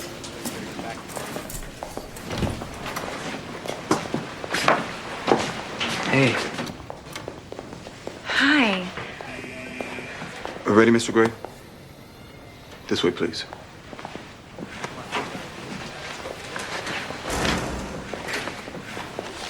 Miss Baxter, you have concluded your victim impact statements, Yes, Your Honor, we have. and you have no other evidence to present at this time. I believe Robert Chetwynd's crime speaks for itself. He behaved like an adult and he should be punished like one. Mr. Harbert, tomorrow you will present witnesses. Yes, Your Honor. Any idea when I'm going to see that list? We're working on it. There have been some scheduling problems. Counsel, approach the bench.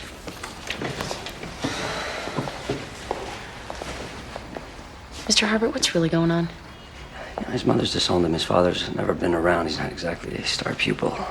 In addition, our expert witness seems to have been unexpectedly called out of town. I am trying, but it's not easy. What made you think this would be easy? I am trying to make my case on the fact that my client didn't really know what he was doing. Well, it looks like your client isn't the only one, Mr. Harbert. Now, it is my intention to conclude this hearing tomorrow. And if you care about this kid, you better start defending him. I'll see you back here tomorrow morning.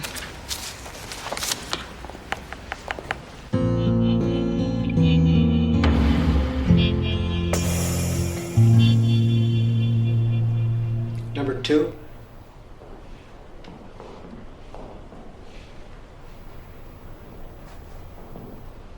Number 3.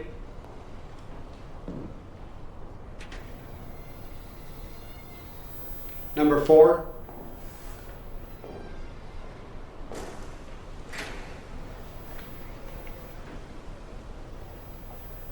I'm not sure. It was broad daylight. You said you got a good look at him. I never said it was a good look. Mr. Gray, you and your friend were very fortunate. His former victim wasn't. Now, this has turned into a murder investigation. I really need you to concentrate as hard as you can. You don't think I'm taking this seriously? I didn't say that. Guy was pointing a gun at me. I wasn't thinking about his facial features. Just take your time.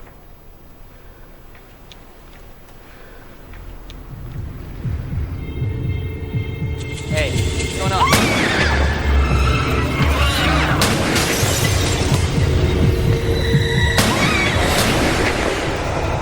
Number 3. I think that's him. You think? Yeah, that's him. Good.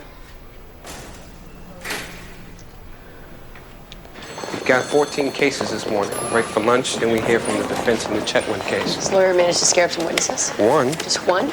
Robert Chetwynd. He's speaking on his own behalf? Well, that's insane. A decent lawyer could have come up with somebody, anybody. Happens all the time. All rise for the Honorable Amy Madison Gray. They're back. Ever have one of those dreams that wouldn't end? Yeah, I think I'm having it now.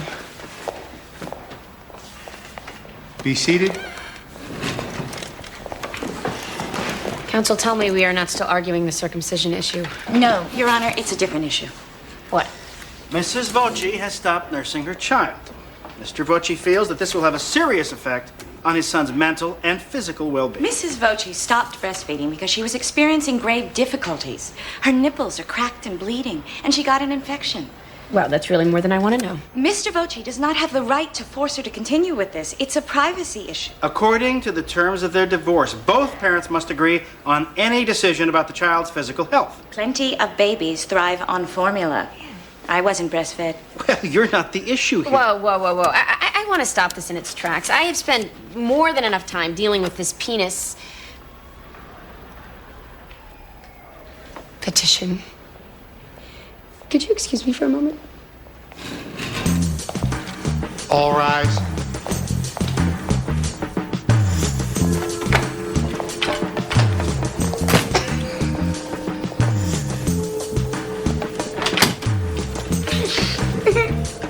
You all right? Bruce, could you just make them go away? Done.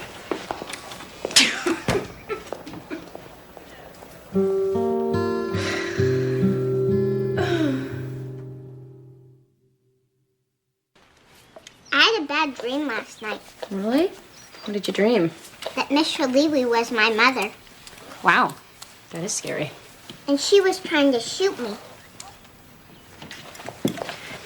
Sweetie, nobody's gonna shoot you. Least of all, Mrs. Schlewe. Are you sure? Absolutely. Lauren, run and get your backpack. Carp will be here soon. I tried to warn you. Well, this happened to her too, Ma. Can't protect her from that. You need to talk to her. Why don't you stop telling everybody what they need to do? You're up early. Why aren't you resting? I have to teach a writing class.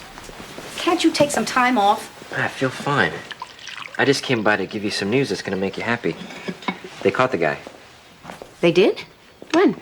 I ID'd him in a lineup yesterday. Cops seemed happy. They think the case is gonna stick. Hooray for our side. You must be relieved. Aren't you? Yeah, I'm relieved.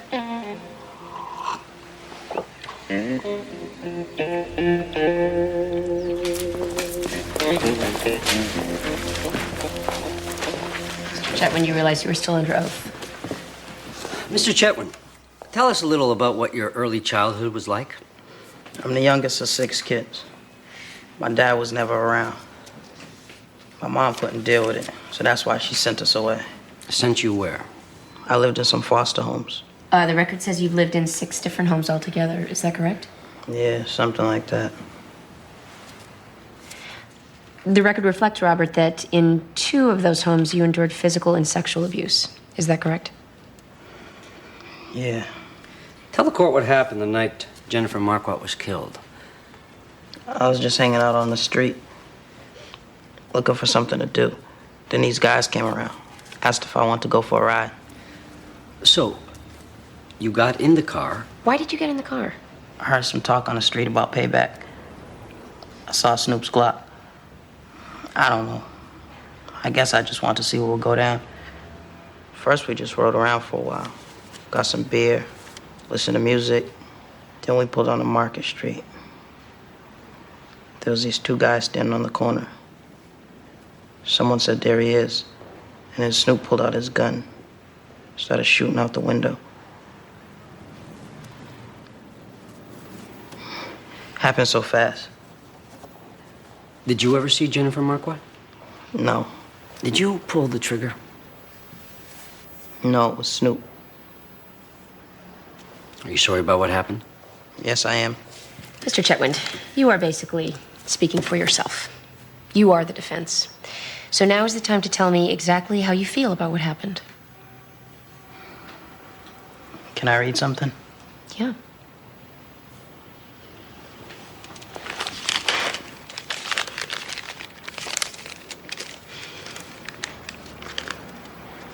I am very sorry for what happened to Jennifer Marquardt. I did not know anyone would get shot. If I knew, I would have did something else that day. That little girl never hurt nobody. Now she is dead and I feel bad. I wish everything was different, but it's not. Pay attention to what you're doing all the time, because people get killed before you know it, and you have to think about that forever. That's what I learned from this.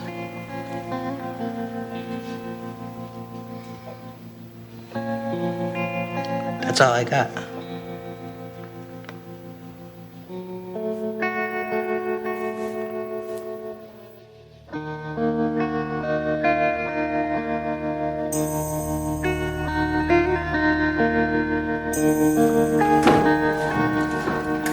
Vincent? Yeah. I thought I heard somebody down here. You scared me. Machines in my apartment building don't work. Somebody ought to take your landlord to court. Yeah, that's the answer. Let's put everybody in jail. This thing doesn't work either. You ever think about updating your appliances? I tried that. It didn't work for me. Sometimes it takes a special touch. Any idea when the trial will be? What trial? On your case. That's not my case. It's Lisa Matthews' case. Just a witness. A witness who was nearly killed. I'm sure they'll bring him up on attempted murder charges, too. Great. That make everybody happy? Vincent, what is wrong with you? You won't let this drop. Nobody will let this thing just go away. I don't want it to become my identity, all right? Nobody's saying I that. want my life back. I want to be able to write again, sleep, talk on the phone, watch the news. I don't have any food in my apartment because I can't get myself to go to the grocery store. Maybe you need to talk to someone. I don't need to talk to anyone.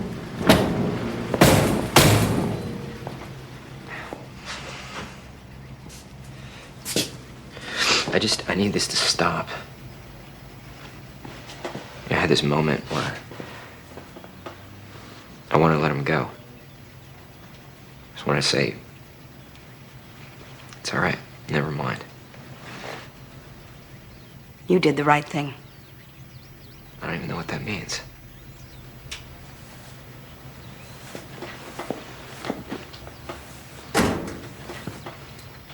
Do you remember the other time you almost died? At the beach. You dug that sand tunnel and crawled down into it. It collapsed on you. You just disappeared. I stood there paralyzed. While the lifeguards dug you out, and I remember thinking, I don't know a damn thing about life. Not one thing. Maybe we're not supposed to make sense of all of it. Maybe we're just supposed to appreciate what we have. You go upstairs and relax. I'll finish this. Mom, no. I'd like to. 28 years old. Vincent, I almost lost you, and I'd like to do your laundry.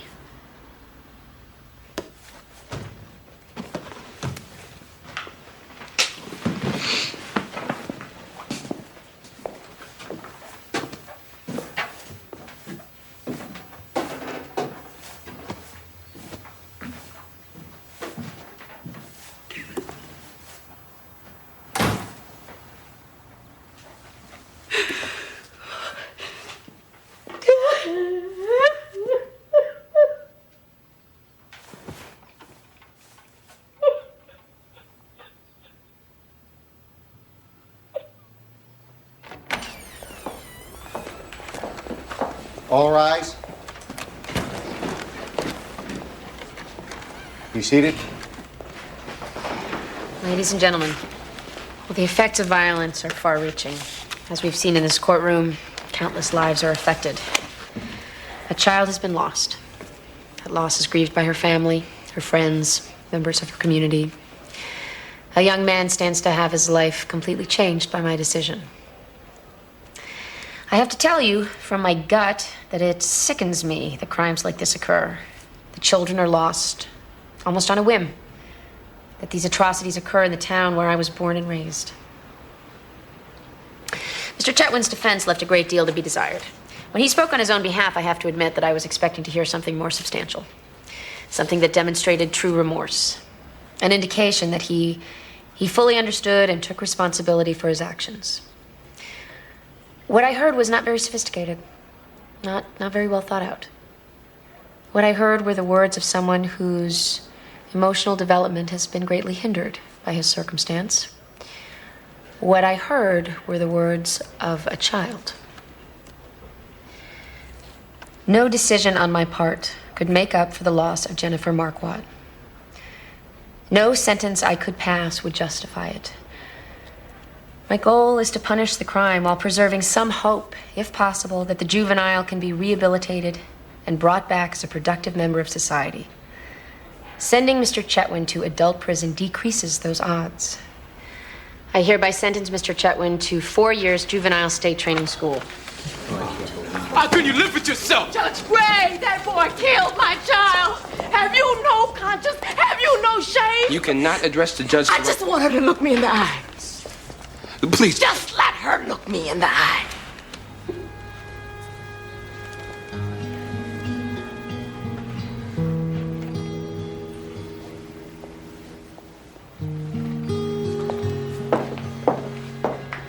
Court is adjourned.